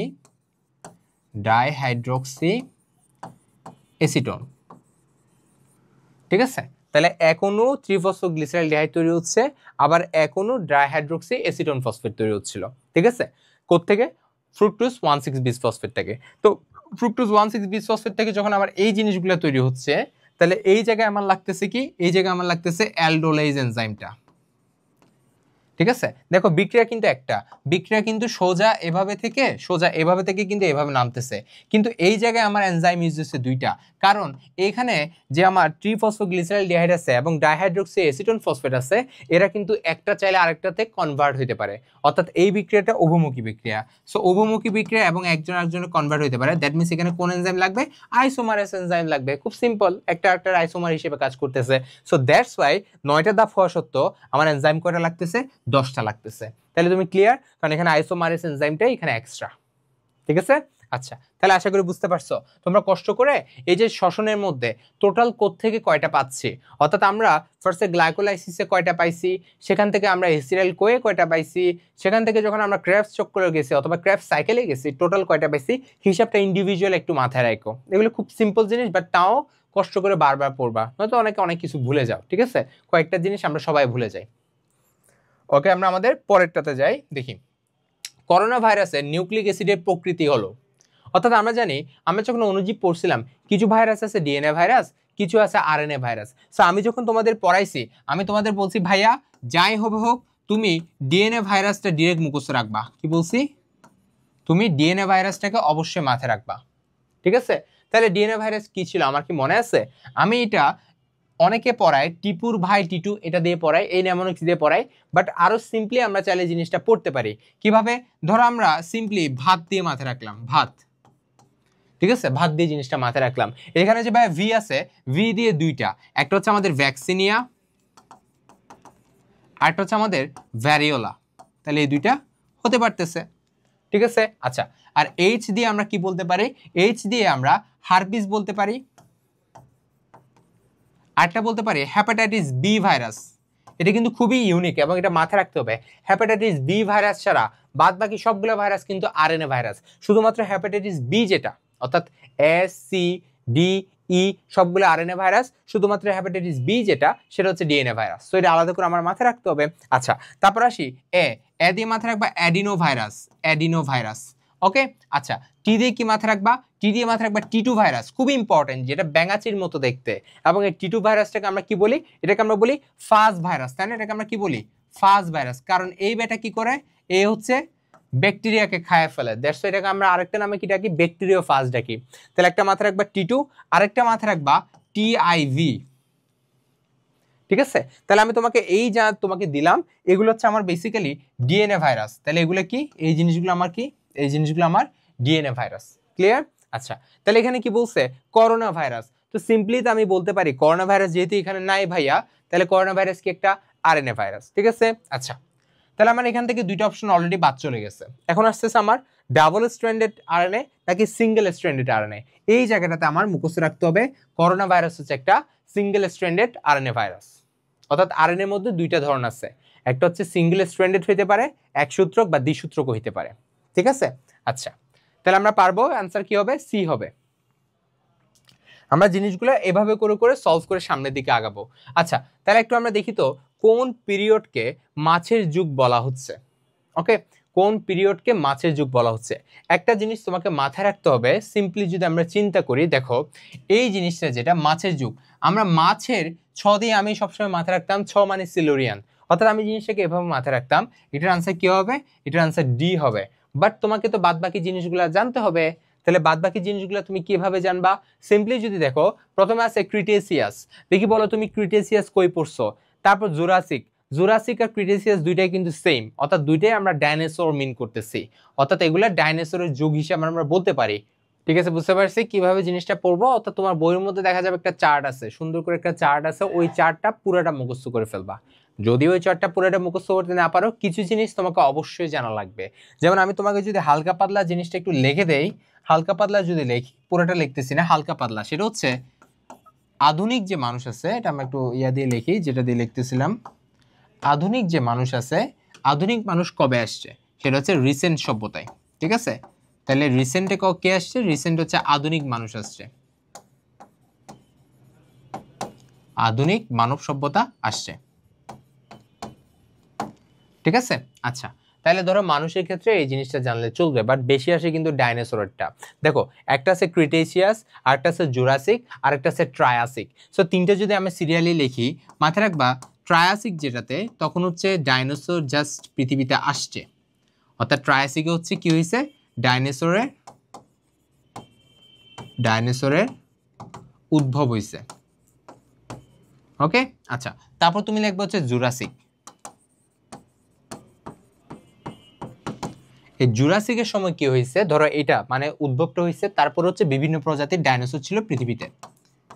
তাহলে তখন কি ছিল, পৃথিবীতে বিভিন্ন প্রজাতির কি ছিল, ডাইনোসর ছিল। ঠিক আছে, আচ্ছা, বিভিন্ন প্রজাতির ডাইনোসর ছিল। 3 নম্বর যেটা মাথায় রাখবা সেটা হচ্ছে ক্রিটেসিয়াস। এই ক্রিটেসিয়াসে কি হয়েছে, ক্রিটেসিয়াসে হচ্ছে ডাইনোসরের প্রাধান্য ছিল পৃথিবীতে, ডাইনোসরের প্রাধান্য ছিল পৃথিবীতে, এবং আবার ডাইনোসর বিলুপ্ত হওয়া শুরু হয়েছে। দ্যাট মিনস এই তিনটা জিনিস তোমাকে অবশ্যই ভালো করে জানতে হবে। তারপরে তুমি না পারতেও কয়েকটা সময় তোমাকে জানতে হবে। যেমন আমি যদি বলি এই যে জুরাসিকের সময়কালটা খুব ইম্পর্টেন্ট, এটা হচ্ছে 16.5 কোটি বছর আগে। কত, 16.5 কোটি বছর আগে। ঠিক আছে, তারপর ধর আমি ক্রিটেসিয়াস বলি, ক্রিটেসিয়াস কত, ক্রিটেসিয়াস হচ্ছে 13.5 কোটি বছর আগে। সো এরকম করে তুমি বই থেকে যতটুক পারো জিনিসগুলা পড়ে নিবা। ঠিক আছে, তারপর ধরো কিছু মহাযুগ আছে, যেমন আমি যদি বলি তোমাকে সিনোজোইক আছে, মেসোজোইক আছে। ঠিক আছে, আমরা যদি বলি ধরো সিনোজোইক, যেটা সিনোজোইক যে যুগ, তাকে আমরা বলি স্তন্যপায়ীর যুগ। তাকে আমরা কি বলি, স্তন্যপায়ীর যুগ বলি। ওকে, ক্লিয়ার? আচ্ছা, তারপর আসে আমাদের মেসোজোইক। ঠিক আছে, মেসোজোইক যে যুগ আছে তাকে আমরা বলি সরীসৃপের যুগ। ক্লিয়ার? তাহলে মোটামুটি তুমি কিছু জিনিস পড়ে রাখবা অবশ্যই, অর্থাৎ যে চার্টটা আছে না, ওই চার্ট থেকে কিছু গুরুত্বপূর্ণ জিনিস তোমাকে অবশ্যই পড়ে রাখতে হবে। ঠিক আছে, ধর এখানে যা যা অপশন আছে, আমি ক্রিটেসিয়াস বুঝে গেছি, আমি জুরাসিক বুঝে গেছি, আমার যে পার্মিয়ান আছে, পার্মিয়ানটা কি ছিল, তারপর হচ্ছে আমার সিলুরিয়ান কি ছিল। দেখো, সিলুরিয়ানটাকে আমরা বলি মাছের যুগ। ঠিক আছে, আর পার্মিয়ানটাকে আমরা বলি উভচরের যুগ। তাহলে মোটামুটি এখানে তোমাকে যা যা লিখে পড়াইছি, এইটুকু পড়লেও তোমার এই স্লাইডটা থেকে এনাফ। ওকে, এর চেয়ে বেশি তোমাকে না পড়লেও চলবে। ঠিক আছে, আচ্ছা, বুঝতে পারছি। আচ্ছা, সিলুরিয়ান ঠিক আছে। আচ্ছা, পরে আসি, সংক্রমণ থেকে সেরে ওঠার পরে অর্জিত যে রোগ প্রতিরোধ ক্ষমতা, সেটা কি নামে পরিচিত? এটা মানবদেহের প্রতিরক্ষা চ্যাপ্টারটা থেকে দিছে, বাট কোয়েশ্চেনটা খুবই ইজি। বাট এটার সাথে রিলেটেড আমার কয়েকটা জিনিস পড়ে রাখা লাগবে। যেমন আমার ইমিউনিটি বিভিন্ন ধাপগুলা পড়ে রাখা লাগবে, ইমিউনিটি বিভিন্ন টাইপগুলো আমার খুবই ইম্পর্টেন্ট পরীক্ষার জন্য। ঠিক আছে, তো আমরা যদি একটু আলোচনা করি, আগে এই জিনিসটা যদি আমরা বুঝি, দেখো সংক্রমণ থেকে তুমি সেরে উঠছো, তারপরে একটা রোগ প্রতিরোধ ক্ষমতা অর্জিত হয়। আমি যদি তোমাকে একটা উদাহরণ দেই, সাপোজ আমরা সবাই ভাইয়া চিকেন পক্সে আক্রান্ত হয়েছি না লাইফে, কিন্তু একবার আমরা কেউ না কেউ চিকেন পক্স দ্বারা আক্রান্ত হয়েছি। অনেকে আছে হয় নাই, সেটা ডিফারেন্ট বিষয়, বাট 95% কেসে বাংলাদেশের মানুষ চিকেন পক্স দ্বারা লাইফে একবার আক্রান্ত হয়। তো কথা হচ্ছে তারপরে কেন সে আর আক্রান্ত হয় না, এটা আমরা অ্যাডাপটিভ ইমিউনিটি দিয়ে বুঝতে পারবো। অর্থাৎ তোমার বডিতে যখন একটা রোগ হয়ে যাচ্ছে, তারপরে তোমার বডির যে অ্যান্টিবডি সিস্টেমটা আছে, ওই অ্যান্টিবডি সিস্টেমটা ওই রোগ সম্পর্কে শিখে নেয়, এবং ওই রোগটা পরবর্তীতে সে আর ভিতরে ঢুকতে দেয় না। এই জিনিসটাকে আমরা বলি অ্যাডাপটিভ ইমিউনিটি। অর্থাৎ অ্যাডাপটিভ মানে কোনো কিছুর সাথে খাপ খাইয়ে নেওয়া, অর্থাৎ রোগের সাথে সে ওই নির্দিষ্ট রোগের সাথে সে খাপ খাইয়ে নিয়ে তার বডিতে এনাফ পরিমাণ অ্যান্টিবডি তৈরি করে রাখে, যাতে ইন ফিউচার কোনো তাকে সেম রোগটা আক্রমণ করতে না পারে। ধরো চিকেন পক্স একবার হয়েছে, সো একবার হওয়ার কারণে চিকেন পক্সের যে অ্যান্টিজেনগুলো সেগুলো তোমার ব্লাডের মধ্যে প্রবেশ করছিল, অ্যান্ড তার বিরুদ্ধে তোমার ব্লাডে কি তৈরি করছে, অ্যান্টিবডি তৈরি করছে। ওই অ্যান্টিবডির বিভিন্ন টাইপ আছে, যেমন অ্যান্টিবডিটার দুইটা টাইপ আছে।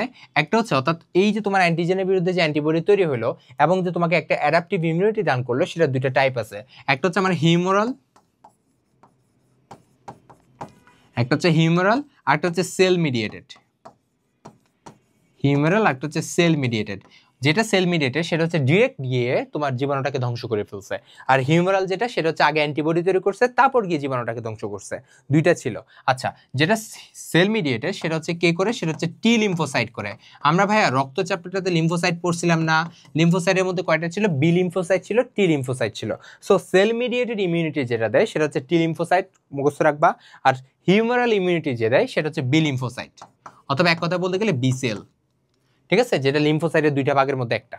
ওকে, এবং বি সেলের কাজই হচ্ছে সে অ্যান্টিবডি তৈরি করে, তারপর সে গিয়ে অ্যান্টিজেনটাকে মেরে ফেলে, অ্যান্টিজেনের সাথে বাইন্ড করে তারপর সে গিয়ে অ্যান্টিজেনটাকে মেরে ফেলে। বুঝতে পারছি? আচ্ছা, তাহলে বুঝতে পারছো জিনিসটা? তাহলে এই টোটাল প্রসিডিউরটাকে, অর্থাৎ রোগ থেকে তুমি সেরে উঠছো, তারপর তোমার আর রোগটা সহজে হয় না, তো এই জিনিসটাকে আমরা বলি অ্যাডাপটিভ ইমিউনিটি।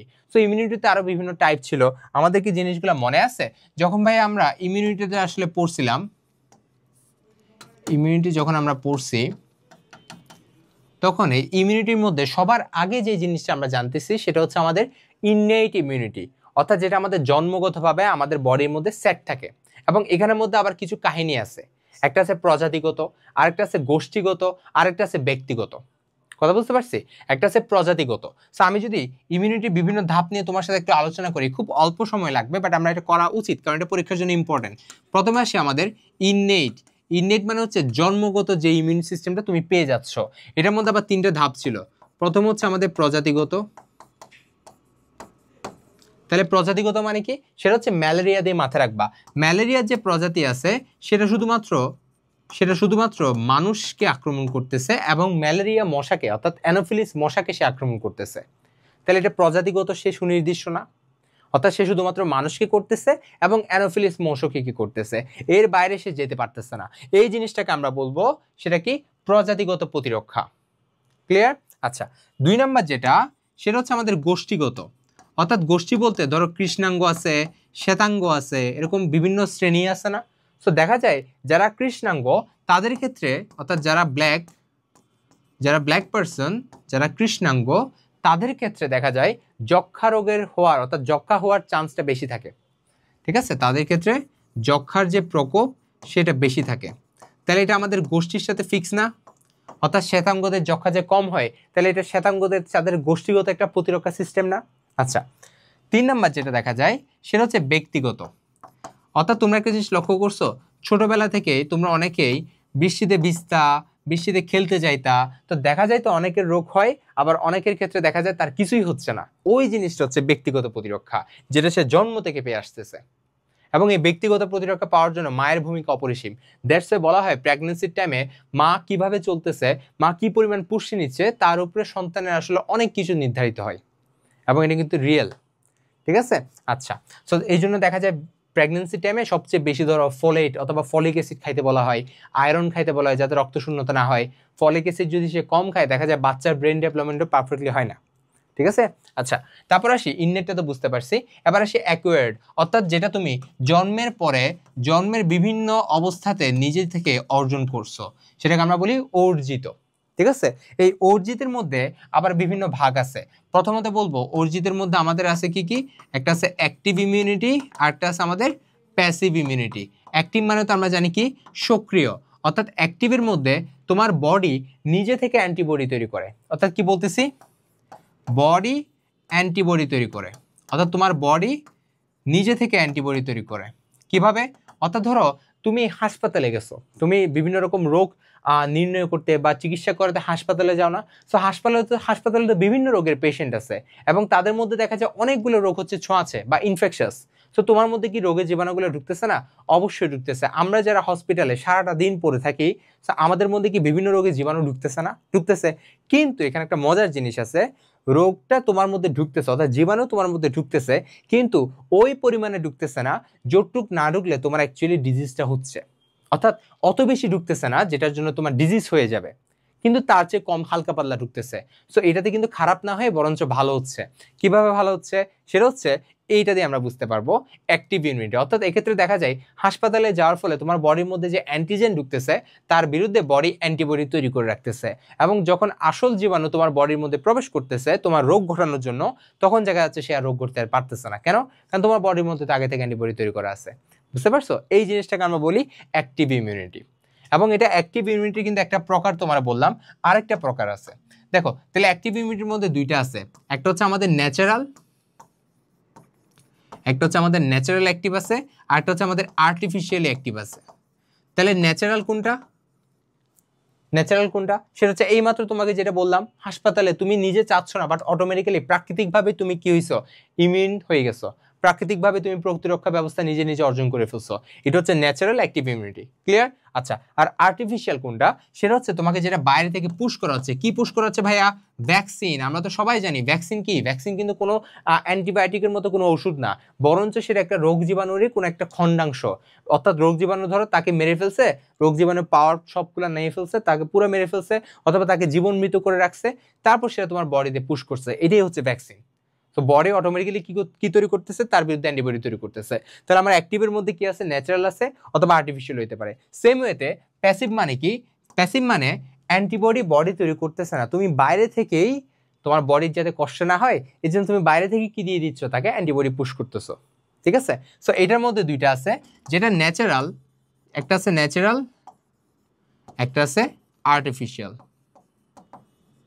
ঠিক আছে? একটা আছে ন্যাচারাল, একটা আছে আর্টিফিশিয়াল। তো জানতে হবে তাহলে প্যাসিভের মধ্যে যেটা ন্যাচারাল কোনটা বলো তো? সেটা হচ্ছে মা থেকে সন্তানে মায়ের বুকের দুধ খাওয়ার মাধ্যমে, মায়ের বুকের দুধ পান করার মাধ্যমে মায়ের দুধের মধ্যে একটা অ্যান্টিবডি থাকে, ওই অ্যান্টিবডিটাকে আমরা মাথায় রাখবো, সেটা হচ্ছে আইজিএ অ্যান্টিবডি।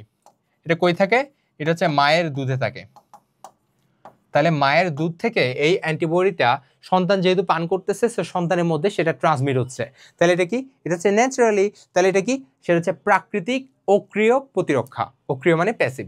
আর যেটা আর্টিফিশিয়াল সেটা কি? সেটা হচ্ছে দেখো না তোমাদের মাঝে মধ্যে সিরাম দেওয়া হয়, অর্থাৎ ধরো যে অসুস্থ, সে অসুস্থ থেকে সেরে উঠছে, সেরে ওঠার ফলে তার বডির মধ্যে একটা অ্যান্টিবডি অটোমেটিক্যালি তৈরি হয়ে গেছে না, ওই অ্যান্টিবডিটা নিয়ে কোনো একটা দুর্বল মানুষ, যেটাকে আমরা বলতে পারি ইমিউনো কম্প্রোমাইজড মানুষ, অর্থাৎ ধরো তোমার এইডস হয়েছে অথবা কোনো একটা মানুষের এইডস হয়েছে, সো তার বডিতে সুন্দরভাবে অ্যান্টিবডি তৈরি হচ্ছে না। সো সেক্ষেত্রে দেখা যায় বাইরে থেকে অ্যান্টিবডি অনেক বেশি আছে, অর্থাৎ অনেক রোগে আক্রান্ত হয়েছে এরকম একটা মানুষ, তার মধ্যে অবশ্যই অ্যান্টিবডি বেশি থাকবে। ওই অ্যান্টিবডিটা নিয়ে যদি তোমার বডিতে পুশ করা হয় সেটা হচ্ছে আর্টিফিশিয়াল প্যাসিভ ইমিউনিটি। তাহলে আমার টোটাল ইমিউনিটি জিনিসটা বুঝতে পারছো? উদাহরণগুলো মনে রাখা খুবই ইম্পর্টেন্ট। তাহলে এখানে যেটা আসছে ক্ষত থেকে সেরে উঠছে, অর্থাৎ সংক্রমণ থেকে সেরে উঠছে, দ্যাট মিনস কি? Adaptive immunity. ঠিক আছে? এটা দুইটা টাইপের হতে পারে। কি কি? হিউমেরাল আর হতে পারে সেল মিডিয়েটেড। হিউমেরালের মধ্যে কি আছে? B cell. আর সেল মিডিয়েটের মধ্যে আছে টি লিম্ফোসাইট বা টি সেল। ওকে? আচ্ছা, আর এখানে একটা জিনিস বলে রাখি, যাদের এইডস হয় তাদের বডির মধ্যে লিম্ফোসাইটগুলো ধ্বংসপ্রাপ্ত হয়। স্পেসিফিক্যালি কোন লিম্ফোসাইট? সেটা হচ্ছে এই যে এটা টি লিম্ফোসাইট বা T4 লিম্ফোসাইটটা তাদের বডির মধ্যে অস্বাভাবিক মাত্রায় কম হয়ে যায়। সো আলটিমেটলি এইডস কি কোনো একটা নির্দিষ্ট রোগের কারণে তুমি মারা যায়? অর্থাৎ কোনো একটা পার্সন কি কোনো একটা নির্দিষ্ট রোগের কারণে মারা যায়? না, এইডস এর কারণে মারা যায় কি জন্য? কারণ তাকে বিভিন্ন রোগ আক্রমণ ইজিলি করতে পারে, কারণ তার বডির মধ্যে অ্যান্টিবডি সিস্টেম তো নাই, খুবই দুর্বল। সো তাকে সামান্য যক্ষা হলে যক্ষা থেকে দেখা যায় নিউমোনিয়া হয়ে মারা যাচ্ছে। এভাবে জিনিসটা হয়। ঠিক আছে? তাহলে বুঝতে পারছো জিনিসগুলো, একটু ভালো করে পড়বা। তাহলে অ্যাডাপটিভ ইমিউনিটি ঠিক আছে। পরের কোয়েশ্চেনে দেখি। আচ্ছা, এটাও আমাদের প্রতিরক্ষা থেকে কোয়েশ্চেন দিচ্ছে, খুব সুন্দর একটা কোয়েশ্চেন। রক্তে অ্যান্টিজেন এবং অ্যান্টিবডি বিক্রিয়ার মাধ্যমে অণুজীব নিষ্ক্রিয় হওয়ার পদ্ধতিটাকে আমরা কি বলি? এটা খুব সিম্পল। এটা হচ্ছে অ্যান্টিজেন আছে, বাইরে থেকে অ্যান্টিবডি, মানে বাইরে থেকে অ্যান্টিজেন আসছে, বডি থেকে অ্যান্টিবডি তৈরি হয়েছে, অ্যান্টিজেন অ্যান্টিবডি এক জায়গায় হয়ে একজন আরেকজনকে নিষ্ক্রিয় করে ফেলছে, এবং ওই জায়গাটাতে আমরা দেখা যায় না, আমরা কি হয়, আমরা যখন কোনো একটা জায়গায় পুজ হয় বা আমাদের পিম্পল হয়, পিম্পলের ভিতরে পুজ থাকে না, পুজগুলো বেসিক্যালি কি? শ্বেত রক্তকণিকা, অর্থাৎ এখানের মধ্যে জীবাণু আছে, এখানের মধ্যে অ্যান্টিবডিও আছে। সো ওই জায়গাটা একটা স্তূপের মতো হয়ে যায় না পিম্পলটা? ওই জিনিসটা দিয়ে মাথায় রাখবা। এটার আনসার কি হবে? এটার আনসার হবে ডি, অ্যাগ্লুটিনেশন, বা বাংলায় যদি বলি স্তূপীকরণ। তাহলে বুঝতে পারছো, অ্যান্টিজেন অ্যান্টিবডি রিঅ্যাকশন করছে, করে আমার অণুজীবটা নিষ্ক্রিয় হয়ে গেছে, এটাকে আমরা মাথায় রাখবো অ্যাগ্লুটিনেশন দিয়ে বা স্তূপীকরণ দিয়ে। ঠিক আছে? তো এখানে আরো কিছু নাম আছে। ফার্স্ট আছে লাইসিস। লাইসিসটা বিভিন্ন রকম হতে পারে। ধরো আমাদের ন্যাচারাল কিলার সেল নামে বডিতে কিছু সেল আছে যেগুলো সরাসরি যে অ্যান্টিজেনটা আছে তার বাইরে গিয়ে তার যে পর্দা সেটাকে ডিরেক্টলি লাইসিস করে ফেলে। এটা একটা প্রসেস হতে পারে। তারপর আছে অপশনাইজেশন। অপশনাইজেশনটা কি আমি তোমাকে সিম্পলি বলি, ধরো তুমি পড়তে চাচ্ছ না, অথবা ধরো আমি পড়তে চাচ্ছি না, আমার আব্বু পিছন থেকে এসে এমন একটা কথা বললে, এমন একটা মানে আমারে অ্যাটাক দিল, যেটা দিয়ে আমি খুব বেশি পড়াশোনা শুরু করছি, মানে আমাকে একটা ইমোশনালি সে একটা অ্যাটাক করলো, বা আমাকে ইমোশনালি ধরো ব্ল্যাকমেইল করছে, তারপর থেকে দেখা যাচ্ছে না আমাকে চান্স পাইতেই হবে, আমাকে পড়তে হবে, আমাকে অনেক পড়তে হবে, এরকম করে আমি কন্টিনিউয়াস পড়তেই আছি।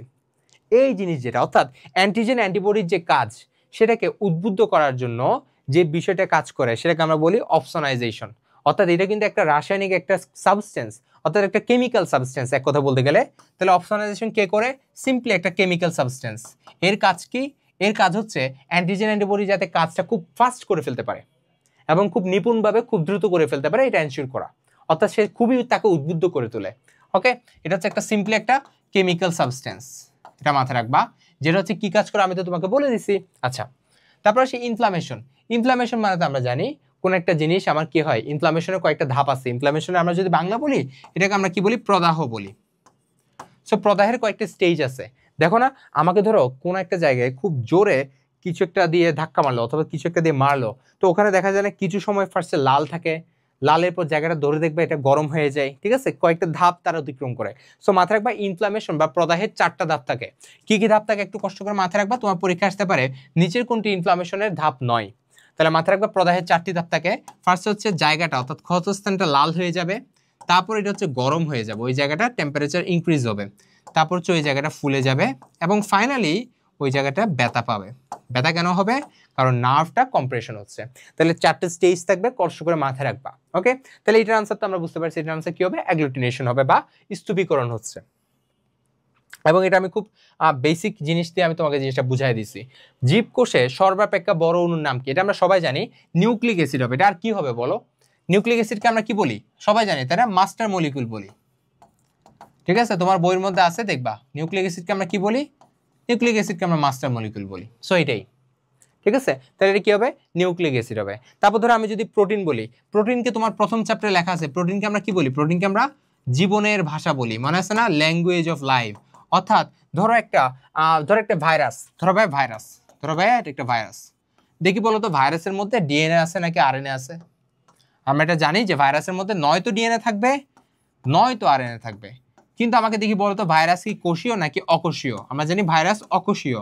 তো অকোষীয় মানে কি? ভাইরাসের মধ্যে কি নাই? কোনো কোষ নাই। সো যেহেতু কোষ নাই, ভাইরাসের মধ্যে কি কোনো রাইবোজোম আছে? যেহেতু তার মধ্যে কোষের কোনো অঙ্গাণুই নেই, সো তার মধ্যে রাইবোজোমও নাই। সো যেহেতু রাইবোজোম নাই কিন্তু তার ডিএনএ আর আরএনএ আছে, বাট ম্যাটার করে না। যেহেতু রাইবোজোম নাই সেহেতু আমার কি হচ্ছে না? প্রোটিন তৈরি হচ্ছে না। কারণ আমরা জানি রাইবোজোমকে আমরা কি বলি? প্রোটিন তৈরির কারখানা। যেহেতু প্রোটিন তৈরি হচ্ছে না সেহেতু আমার কি হচ্ছে না? ভাইরাস তোমার জীবের মতো আচরণ করতে পারছে না, বরঞ্চ ভাইরাস একটা কি পুরাপুরি জ্বর হিসেবে থাকতেছে বা ভাইরাসের নিষ্ক্রিয় হিসেবে থাকতেছে। তো এটা কখন? এটা হচ্ছে ভাইরাস যখন কোনো একটা পোষক দেহের ভিতরে থাকে না, যখন ভাইরাস একদম একটা জ্বর পদার্থের নিয়ে আচরণ করে। কেন করে? কারণ সে প্রোটিন তৈরি করতে পারতেছে না। এই জন্যই প্রোটিনকে আমরা কি বলি? জীবনের ভাষা বা ল্যাঙ্গুয়েজ অফ লাইফ বলি। ঠিক আছে? আচ্ছা, তাহলে আমরা নিউক্লিক অ্যাসিড আশা করি পারবো, কি বুঝাইতে চাইছি তোমরা আশা করি বুঝতে পারছো। তারপর সেখানে কি বলছে? মিউকোপ্রোটিন পাওয়া যায় কোনটিতে? আচ্ছা, তোমাদেরকে যখন আমি অণুজীব চ্যাপ্টারটা পড়াইছিলাম, অণুজীব চ্যাপ্টারটা পড়াইছিলাম, তখন মনে আছে ব্যাকটেরিয়া পড়াইছি, মনে আছে? ব্যাকটেরিয়া যেহেতু একটা প্রাণী, সো তার অবশ্যই কোষ প্রাচীর থাকার কথা না, বাট ব্যাকটেরিয়ার মধ্যে কি আছে? অবশ্যই কোষ প্রাচীর আছে। কোষ প্রাচীরটা কি দিয়ে তৈরি হয়েছিল দেখি আমাকে বলো তো? কোষ প্রাচীরটা তৈরি হয়েছিল পেপটিডোগ্লাইকান দিয়ে, অথবা এটাকে আমরা আরেকটা নামে ডাকতে পারি, কি বলতে পারি? এটাকে আমরা মিউকোপ্রোটিন বলতে পারি, সেম জিনিস মিন করে। ঠিক আছে? এবং এই কোষ প্রাচীরের এই পেপটিডোগ্লাইকানের সাথে এক্সট্রা যোগ হিসেবে আর কি কি থাকে দেখি বলো তো? যোগ হিসেবে থাকে হচ্ছে কি? সেটা হচ্ছে আমাদের মোরামিক অ্যাসিড এবং টিকোইক অ্যাসিড। তাহলে কি কি থাকতেছে? Teichoic acid plus muramic acid. তাহলে এগুলো যখন আমরা ব্যাকটেরিয়া কোষ প্রাচীর পড়ছি তখন জিনিসগুলো আমরা পড়ে ফেলছি না? আশা করি আমরা জিনিসগুলো পড়ছি, না পড়লেও সমস্যা নাই। তাহলে দেখো আমাকে তাহলে বুঝতে হবে মিউকোপ্রোটিন মানে কি? এটা ব্যাকটেরিয়া ইন্ডিকেট করতেছে। তাহলে এখানে ব্যাকটেরিয়া কি আছে এটা আমাকে বুঝতে হবে। ঠিক আছে? দেখো আমি যদি দেখি জিনিসটা, সেটা হচ্ছে দেখো এস্ক্রেশিয়া। খুব সিম্পলি আমি এটা দেখলে আমার আর কিচ্ছু দেখা লাগতেছে না। এস্ক্রেশিয়া কোলাই আমরা সবাই পড়ছি, সবচেয়ে কমন একটা ব্যাকটেরিয়া, বা যেটাকে আমরা সংক্ষেপে বলি ই কোলাই। তাহলে ইকোলাই তো আনসার হবে, আমার আর কিছু পড়তে হচ্ছে না। কারণ যেহেতু ইকোলা একটা ব্যাকটেরিয়া, সো তার মধ্যে কি থাকবে, তার মধ্যে অবশ্যই আমার কি থাকবে, মিউকোপ্রোটিন থাকবে। তারপর ধরো আমি যদি অ্যাসপারজিলাস বলি, এইমাত্র তোমাকে অ্যাসপারজিলাস পড়াইছি, সেটা কি একটা ছত্রাক। আমি যদি স্পাইরোগাইরা বলি, স্পাইরোগাইরা কি একটা শৈবাল, তাহলে এগুলো আনসার হবে না, সিম্পল জিনিস, ঠিক আছে। আচ্ছা, তারপর দেখো ইন্টিগ্রাল প্রোটিন কোনটির গঠন উপাদান, এটা আমরা পড়ছি প্রথম চ্যাপ্টারে, কোষ এবং কোষের গঠনে, যখন আমরা ফ্লুইড মোজাইক মডেল পড়ছিলাম, যখন আমরা সিঙ্গেল এবং নিকোলসনের ফ্লুইড মোজাইক মডেলটা পড়ছিলাম, তখন আমরা এই জিনিসগুলো নিয়ে আলোচনা করছি ফ্লুইড মোজাইক মডেল পড়ার সময়। অর্থাৎ আমাদের ফ্লুইড মোজাইক মডেল অনুযায়ী কোষ ঝিল্লির মধ্যে 4টা বেসিক উপাদান অবশ্যই থাকা লাগবে। কি কি থাকা লাগবে দেখি একটু বলি তো। সবার আগে থাকা লাগবে ফসফোলিপিড বাইলেয়ার। তাহলে আমার সবার আগে থাকতেছে কি, ফসফোলিপিড বাইলেয়ার, ঠিক আছে। আচ্ছা, সেকেন্ডলি আমার কি থাকতেছে, প্রোটিন, ঠিক আছে, বা যেটাকে আমরা বলতে পারি মেমব্রেন প্রোটিন। যেহেতু এটা প্লাজমা মেমব্রেন, সো এটাকে আমরা বলতে পারি মেমব্রেন প্রোটিন, ঠিক আছে। 3 নাম্বারটাকে আমরা কি বলতে পারি, 3 নাম্বারটা আমরা বলতে পারি গ্লাইকোক্যালিক্স। এটা একটা চিনির স্তর, মাথায় রাখবা, এটা কোষ ঝিল্লির উপর একটা চিনির স্তর। এবং 4 নম্বরে মাথায় রাখবা কোলেস্টেরল। এটা খুবই ইম্পর্টেন্ট, এটা উন্নত প্রাণীদের ক্ষেত্রে কোষ ঝিল্লিতে কোলেস্টেরল থাকে, বাট মাথায় রাখবা ব্যাকটেরিয়া, যেমন ব্যাকটেরিয়ার মধ্যে কোলেস্টেরল থাকে, থাকে না, এটা মাথায় রাখবা, ওকে। আচ্ছা, তাহলে এই যে আমার মেমব্রেন প্রোটিন, এটা আবার 3টা ভাগে ডিভাইডেড। দেখি বলো তো কি কি ছিল। একটা হচ্ছে আমাদের ইন্টিগ্রাল প্রোটিন ছিল, একটা হচ্ছে আমার ইন্টিগ্রাল প্রোটিন ছিল, আরেকটা হচ্ছে আমার কি ছিল, পেরিফেরাল প্রোটিন ছিল, অর্থাৎ ঝিল্লির যে কোনো একটা সারফেসে তারা ছিল পেরিফেরাল প্রোটিন। এবং 3 নাম্বার হচ্ছে আমাদের কি, লিপিড সম্পৃক্ত প্রোটিন। 3 নাম্বার আমার কি, লিপিড সম্পৃক্ত প্রোটিন। ক্লিয়ার? আচ্ছা, তাহলে পারবা। তাহলে কি আছে, integral protein, peripheral protein, lipid সম্পৃক্ত প্রোটিন, এই 3টা হচ্ছে আমার মেমব্রেন প্রোটিন। তাহলে তোমাকে বলছে ইন্টিগ্রাল প্রোটিন কোনটির গঠন উপাদান, তাহলে ইজিলি পারবা, সেল মেমব্রেন। সবার শুরুতে তো তোমাকে আমি পড়ায় ফেলছি, ঠিক আছে। এবং এটা কত সালে দিছে, সিঙ্গার এবং নিকোলসন। কখন দিছে, মুক্তিযুদ্ধের 1 বছর পরে, আমি এটা এভাবে বলি 1972 সালে, ওকে। আচ্ছা, তারপর আসি, ধান, গম, পাটের ক্রোমোজোম সংখ্যা যথাক্রমে কত। এটা হচ্ছে আমাদের প্রথম চ্যাপ্টার, অর্থাৎ বোটানি ফার্স্ট চ্যাপ্টারের খুবই গুরুত্বপূর্ণ একটা পার্ট। সেটা হচ্ছে আমাকে সাস বলি, ডিউ বলি, সিউ বলি, সবখানে আমার ক্রোমোজোম নাম্বারটা খুব ভালো করে মুখস্থ করতে হয়। এবং আমরা দেখা যায় আমরা ক্রোমোজোম নাম্বারগুলো ভালো করে পড়ি না, ক্রোমোজোম নাম্বারগুলো আমরা দেখা যায় ভালো করে পড়ি না। তো আমি যদি তোমাকে সিম্পলি জিনিসগুলো আজকে পড়ায় দেই, দেখবা তুমি ইজিলি জিনিসটা পারবা, ওকে, ইজিলি জিনিসটা পারবা। ধরো আমি তোমাকে একটা এক্সট্রা, কোথায় আছে, ধরো আমি তোমাকে একটা এক্সট্রা স্লাইডে জিনিসটা পড়াই, আসো। দেখো, এই ট্রিক্সটা অ্যাপ্লাই করে তুমি সবগুলা পারবা, ইজিলি পারবা, ইভেন বৈজ্ঞানিক নাম সহ। ধরো আসি, আমরা এখন কি পড়বো, আমরা হচ্ছে এখন ক্রোমোজোম নাম্বারসগুলো কিভাবে মুখস্থ রাখা যায় সেটা পড়তেছি, ওকে। তো আমি যদি এখানে লিখি, আমরা এখন কি পড়তেছি, ক্রোমোজোম নাম্বারসটা আমরা কিভাবে জেনে রাখবো, এটা আমাকে পড়তে হবে, ওকে। Chromosome numbers. আসি, সবার আগে শুরু হয়েছে আমার ধান দিয়ে। ধানের বৈজ্ঞানিক নাম কি ছিল, অরাইজা সেটিভা, ওকে। আচ্ছা, ধানের তাহলে আমাদের ক্রোমোজোম সংখ্যা কত, 24। দেখি বলতো ভাই, ধানের মতো 24 ক্রোমোজোম সংখ্যা কার আছে, সেটা হচ্ছে কার আছে, টমেটোর আছে। কার, টমেটো। তাহলে এইভাবে তুমি খাতার মধ্যে নোট করে ফেলো, টমেটোর বৈজ্ঞানিক নাম কি, লাইকোপার্সিকন। ইজি, শেষ। তুমি জাস্ট গণ যদি মুখস্থ রাখো তাহলে হচ্ছে, প্রজাতি মুখস্থ করতে হবে না, ওকে। আচ্ছা, তাহলে আমরা একটা পড়ে ফেলছি, ঠিক আছে। আচ্ছা, তাহলে আমি ধান, টমেটো এটা আমরা পড়ে ফেলছি, সমস্যা নেই। ধরো ধানের পরে আমি আসবো গমে। তাহলে ভাই গমের আমার বৈজ্ঞানিক এই যে তোমার এই ক্রোমোজোম নাম্বারটা কত, মাথায় রাখবা। ধানকে উল্টায় দিব, কি বলতেছে আবার শোনো, ধানকে উল্টাইলে গম, তুমি কি মাথায় রাখবা, ধানকে উল্টাবো তাহলে আমি গম পাবো। ক্লিয়ার? তাহলে ধানকে যদি আমি উল্টায় দিই তাহলে আমি কি পাবো, 42 পাবো। তাহলে 42 আমার কি, গম, ঠিক আছে। আচ্ছা, এবার আসি, ধান পড়ছি, টমেটো পড়ছি, গম পড়ছি, ঠিক আছে। এবার আসি আমরা ভুট্টা পড়বো, ঠিক আছে। ভুট্টা মাথায় রাখবো 20, ভুট্টা মানে 20, ভুট্টা যে জিয়ামাইস এটা তো জানি। সো ভুট্টা মানে মাথায় রাখবো আমার কি, ভুট্টা মানে 20, ওকে। আচ্ছা, তারপর আসি আমাদের 4 নম্বরে। এবার আসি আমরা একটু ডিফারেন্ট ওয়েতে পড়বো 4 নম্বরে, সেটা আমরা মাথায় রাখবো পাট, ঠিক আছে, কর্কোরাস ক্যাপসুলারিস, পাট, শসা, পাট আর শসা। এটা হচ্ছে আমাদের কিউকিউমিস স্যাটিভাস ছিল, তাই না? বৈজ্ঞানিক নামগুলো কষ্ট করে পড়ে রাখবা, দরকার আছে। কিউকিউমিস স্যাটিভাস ছিল, পাট আর শসা। পাট আর শসা দুইজনেই সেম, কত, 14। তাদের ক্রোমোজোম নাম্বার কত, 14। এটা কষ্ট করে মাথায় রাখবা, ওকে, পারবো ইনশাল্লাহ। আচ্ছা, তাহলে ভাই আমি অনেকগুলো কিন্তু পড়ে ফেলছি, আসলে আমরা সামনের দিকে আগাই। এবার আমরা আরেকটু ইম্পর্টেন্ট জিনিস নিয়ে পড়াশোনা করব। সেটা কি? সেটা হচ্ছে ধরো আমি যদি বলি মানুষ, মানুষ কত, মানুষ কত দেখি বলো তো? 46। মানুষের মতো আরেকটা কি আছে দেখি বলো তো? রেশম পোকা। রেশম পোকার বৈজ্ঞানিক নামটা অলরেডি একবার কিন্তু পরীক্ষা আসছে, ঠিক আছে, ভর্তি পরীক্ষা আসছে। এটার বৈজ্ঞানিক নাম কি ছিল? এটা বৈজ্ঞানিক নাম ছিল হচ্ছে বোম্ব্যাক্স মরি। নামটা খুব সুন্দর তাই না? বোম্ব্যাক্স মরি। ক্লিয়ার? ক্লিয়ার? আচ্ছা, তাহলে মানুষ, মানুষের মতো হচ্ছে রেশম পোকা। এবারে সে আরেকটা জিনিস পড়বো, সেটা হচ্ছে গোল আলু। দেখি বলো তো গোল আলু, ঠিক আছে, গোল আলু। গোল আলু সেটা হচ্ছে কত? 48। এবং এটার মতো সেম হচ্ছে গরিলা। গরিলার বৈজ্ঞানিক নাম কি দেখি বলো তো? গরিলা, গরিলা সেম বৈজ্ঞানিক নাম, বাংলা নামের সাথে সেম। তাহলে গোল আলু আর গরিলা দুইটা সেম, মানুষ আর রেশম পোকা সেম। আচ্ছা, তারপর আসে আমি গরু আর হচ্ছে আমাদের ছাগল, দুইটাই আমাদের সেম। কত? গরু আর ছাগল দুইটা কত? 60, তাই না? আচ্ছা, এগুলো আমরা জানবো। এবং আমরা জানি উন্নত প্রাণীদের মধ্যে সবচেয়ে বেশি কোনটা? সবচেয়ে বেশি হচ্ছে আমাদের কবুতর। কবুতর যেটাকে আমরা কলম্বা লিবিয়া বলতেছি, এটা হচ্ছে কত? 80। তাহলে ভাই আমরা সিরিয়ালি জিনিসটা মুখস্থ করে ফেলতেছি না? আচ্ছা, তোমাকে যেহেতু ভাই বলছি সবচেয়ে বেশি, তাহলে বলো সবচেয়ে কম কোনটা? সেটা আমরা জানি, সেটা হচ্ছে গোল কৃমি। গোল কৃমি, ঠিক আছে, স্কারিস লুম্ব্রিকয়েডেস। এটা কত? এটা হচ্ছে 2।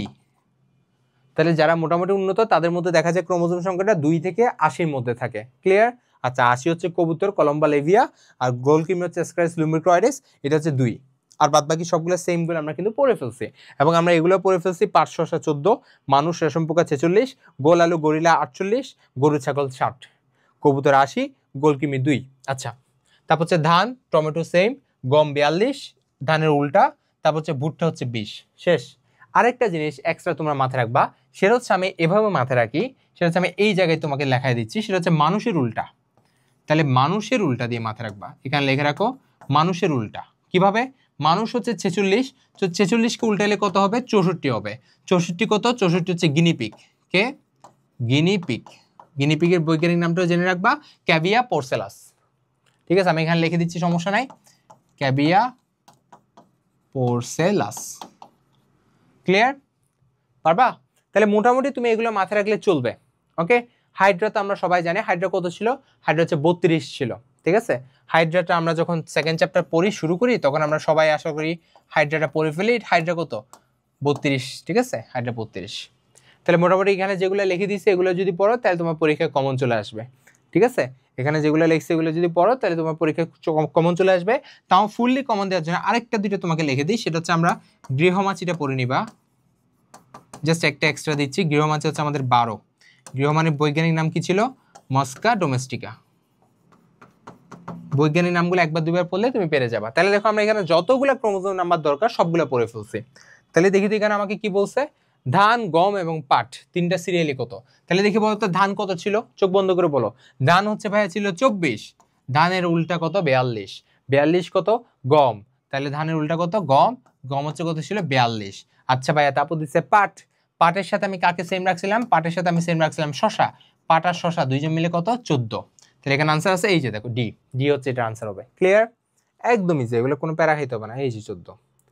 ঠিক আছে ভাইয়া, সব ঠিকঠাক বুঝছো না?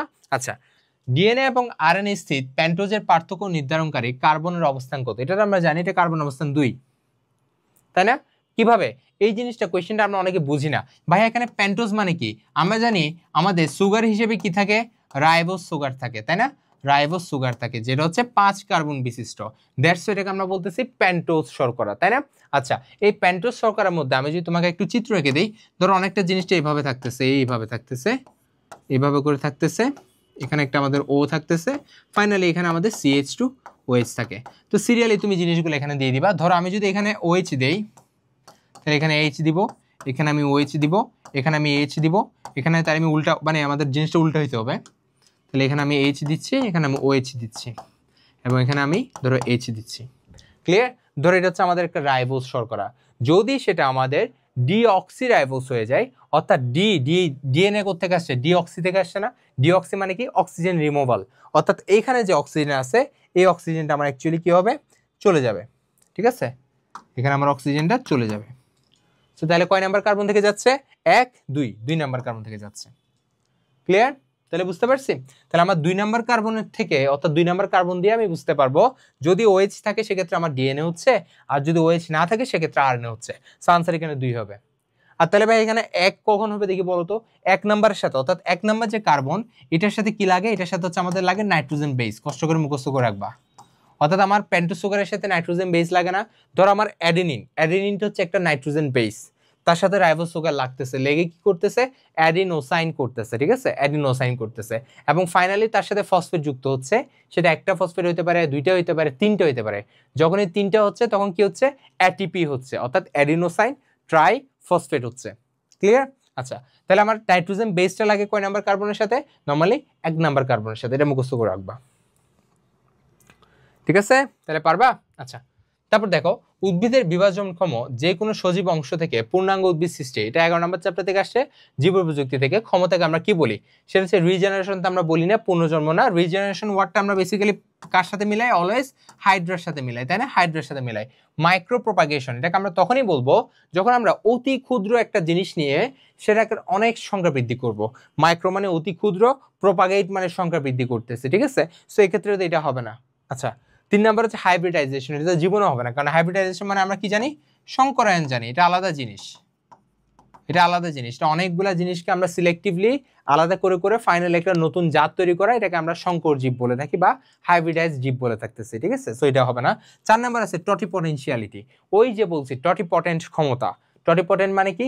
প্রত্যেকটা অর্থাৎ উদ্ভিদের প্রত্যেকটা জায়গারই ক্ষমতা আছে নতুন একটা উদ্ভিদ তৈরি করা। এই জিনিসটাকে আমরা কি বলতে পারি? এই জিনিসটাকে আমরা টটিপটেনশিয়ালিটি বলতে পারি, ঠিক আছে? আনসার ডি, ঠিক আছে? পরেরটা দেখি। কতগুলো থাইলাকয়েড একসাথে একটির উপর আরেকটি সজ্জিত হয়ে গঠিত স্তূপকে আমরা কি বলি? আমরা জানি থাইলাকয়েডের স্তূপকে আমরা কি বলি? খুব সিম্পলি গ্রানা বলি। এবং আমরা জানি স্ট্রোমা কি? স্ট্রোমা হচ্ছে, আমরা যদি প্লাস্টিড চিন্তা করি, কাইন্ড অফ বলা যায় প্লাস্টিডের মধ্যে যে সাইটোপ্লাজম থাকে না, ওই আমাদের প্লাস্টিডের ভিতরে যে সাইটোপ্লাজম, তাকে আমরা আলাদা করে কি নাম দিছি? স্ট্রোমা নাম দিছি। এবং এই স্ট্রোমার মধ্যেই কিন্তু সব ধরনের এনজাইম থাকে। কিসের এনজাইম থাকবে? ফটোসিনথেসিসের এনজাইম থাকবে, ঠিক আছে? আচ্ছা, তারপর হচ্ছে স্ট্রোমা ল্যামেলি। স্ট্রোমা ল্যামেলি মানে কি? একটা গ্রানামের সাথে আরেকটা গ্রানামের যে কানেকশন, এই কানেকশনটা যেটার মাধ্যমে দেয় তাকে আমরা বলি স্ট্রোমা ল্যামেলি। ক্লিয়ার? আর ল্যামেলি মানে এটা এখানে আমার লাগবে না, তুমি যে স্ট্রোমা ল্যামেলি নামটা মাথায় রাখলে চলবে। ওকে, আচ্ছা। তো তোমার এইখান থেকে আমি তোমাকে একটা জিনিস সাজেস্ট করবো, এখান থেকে তোমার কয়টা থাইলাকয়েড মিলে আমার গ্রানাম ফর্ম করতেছে, এরকম কয়টা গ্রানাম থাকে দেখবা 10 থেকে 40টা, তারপর 100টা মতো থাকতে পারে। এই জিনিসগুলো তোমরা পড়ে নিবা। আরেকটা যেটা পড়বা সেটা হচ্ছে খুব ইম্পর্টেন্ট, আমি যেটা বলি সেটা হচ্ছে মাইটোকন্ড্রিয়া আর প্লাস্টিড, বা স্পেসিক্যালি বলতে গেলে আমাদের ক্লোরোপ্লাস্ট। এই দুইটার মধ্যে বিভিন্ন যে অঙ্গাণু আছে, কোনটা কার মধ্যে? ধরো আমি যদি মাইটোকন্ড্রিয়া চিন্তা করি, মাইটোকন্ড্রিয়ার মধ্যে অক্সিসোম থাকতেছে, ঠিক আছে? তারপর ধরো ক্রিস্টি কিন্তু মাইটোকন্ড্রিয়ার অংশ, বুঝতে পারছো? আচ্ছা, তারপর ধরো আমি যদি এখানে বলি অ্যাটিপি সিনথেসিস এবং ইটিপি, এটাও কার অংশ? এটা মাইটোকন্ড্রিয়ার অংশ। আর আমি যদি এখানে প্লাস্টিড চিন্তা করি, প্লাস্টিডের মধ্যে দেখি বলতো কি কি আছে? প্লাস্টিডের মধ্যে আমি কয়েকটা জিনিস দেখবো। সেটা হচ্ছে প্লাস্টিডের মধ্যে আছে আমাদের গ্রানা, ঠিক আছে? গ্রানা আছে, তারপর আমাদের স্ট্রোমা আছে, স্ট্রোমা ল্যামেলি আছে, ঠিক আছে? স্ট্রোমা ল্যামেলি আছে। এবং প্লাস্টিডের যে আবরণ সেটা একটু ডিফারেন্ট। সেটা কি দিয়ে তৈরি? সেটা হচ্ছে গ্লাইকোসিল গ্লিসারাইড দিয়ে তৈরি। এটা ডিফারেন্ট। নর্মালি আমরা যত আবরণ পড়ি না সবগুলো কি দিয়ে তৈরি? নয়তো লিপোপ্রোটিন দিয়ে তৈরি, নয়তো ফসফোলিপিড দিয়ে তৈরি। বাট এটা ডিফারেন্ট মাথায় রাখবা। কি দিয়ে তৈরি? এটা গ্লাইকোসিল গ্লিসারাইড দিয়ে তৈরি। তাহলে কি আছে? গ্রানা আছে, স্ট্রোমা আছে, ল্যামেলি আছে। এগুলো হচ্ছে আমাদের কিসের অংশ? প্লাস্টিডের বিভিন্ন অংশের মধ্যে পড়তেছে। এটা আমি কেন পড়াচ্ছি? কারণ অনেকে অ্যাকচুয়ালি কনফিউজ হয়ে যায় কোনটা কার মধ্যে থাকে। এটা কিন্তু পরীক্ষায় হয়। পরীক্ষা এতটা একটা নার্ভাসনেস হওয়ার জায়গা যেখানে আমরা ইজি জিনিসগুলো ভুল করে ফেলতে পারি, ঠিক আছে? আচ্ছা, আরেকটা জিনিস পড়বা, এখানে অ্যাটিপি সিনথেসিস এবং ইটিপি আছে না, বাট এই জায়গায় জিনিসটা থাকে হচ্ছে ফটোসিনথেটিক ইউনিট। Photosynthetic unit. এবং এখানেও কিন্তু কি থাকতেছে? এখানেও কিন্তু অ্যাটিপি সিনথেসিসটা থাকবে,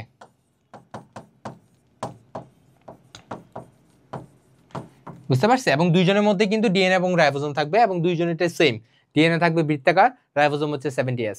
তাহলে এই যে পার্থক্যগুলো, অর্থাৎ দুইজনের মধ্যে অঙ্গাণুগত যে পার্থক্য, এটা কষ্ট করে পড়ে নিবা এবং দুইজনের কাজটা একদম খুব ভালো করে মুখস্থ করে ফেলবা, খুবই ইম্পর্টেন্ট। ধরো তোমাকে বলছে শুক্রাণু এবং ডিম্বাণুর সৃষ্টিতে অংশ নেয় কে? তুমি এটার আনসার কি দিবা? তুমি এটার আনসার দিবা মাইটোকন্ড্রিয়া। আমি কেমনে বলতেছি এগুলো পড়তে হবে, কিন্তু তোমাকে যদি বলে শুক্রাণুর অ্যাক্রোসোম কে তৈরি করে, তখন তুমি আনসারটা কি দিবা? তখন তুমি আনসার দিবে গোলগি বডি। কিন্তু তোমাকে যদি কোয়েশ্চেনটা দেয় শুক্রাণুর ল্যাজ কে তৈরি করে, সেক্ষেত্রে তুমি আনসার কি দিবা? সেক্ষেত্রে তুমি আনসার দিবা সেন্ট্রিওল। সো এইভাবে করে তোমাকে ডিফারেন্সগুলো তৈরি করতে হবে। ক্লিয়ার? আচ্ছা, তাহলে ভাই পারবা? আশা করি তুমি পারবা। তাহলে মোটামুটি আমাদের ক্লাস আজকে একটু পর্যন্তই। পরের পার্ট হচ্ছে ইংলিশ, সেটা তোমাদের অন্য টিচার পড়াবে, সমস্যা নাই। সো আমাদের কোয়েশ্চেন ব্যাংক সলভিং আশা করি তোমরা বুঝতে পারছো অ্যাকচুয়ালি কিভাবে সলভ করা লাগবে। আমি বারবার এটা বলি, সবচেয়ে ম্যাটার করে তুমি যে সলভ করতেছো এভাবে না, যখন একটা জিনিস সলভ করবে না তার কোরিলেটেড জিনিসগুলো পড়ে ফেলবা, তাহলে হবে কি তোমার কেউ আটকাইতে পারবে না। এবং দেখা যায় ভর্তি পরীক্ষায় সেটা যাই হোক না কেন, শাস্ত্রের ক্ষেত্রে বেশি দেখা যায়, বিশেষ করে বায়োলজির ক্ষেত্রে তারা কি করে টপিকগুলো রিপিট করে। অর্থাৎ ধরো এখানে এবার থাইলাকয়েড থেকে আসছে না, পরের বার দেখবে প্লাস্টিকের আরেকটা টপিক থেকে কোয়েশ্চেন দিয়ে দিবে। মানে এটা নেসেসারি না যে তোমার সেম কোয়েশ্চেন বারবার রিপিট করবে, এটা করবে না, কিন্তু টপিকটা রিপিট করবে, কারণ তারা টপিকের বাইরে যাইতে চায় না, কিছু নির্দিষ্ট টপিক আছে। সো টপিকগুলো যদি তুমি অ্যানালাইসিস করতে পারো, টপিকগুলো যদি বের করতে পারো, তাহলে অবভিয়াসলি তুমি পরীক্ষায় বাকি দিচ্ছে আগায় থাকবা। সো আজকে একটু পর্যন্ত, সবাই ভালো থাকবা, সুস্থ থাকবা। আসসালামু আলাইকুম।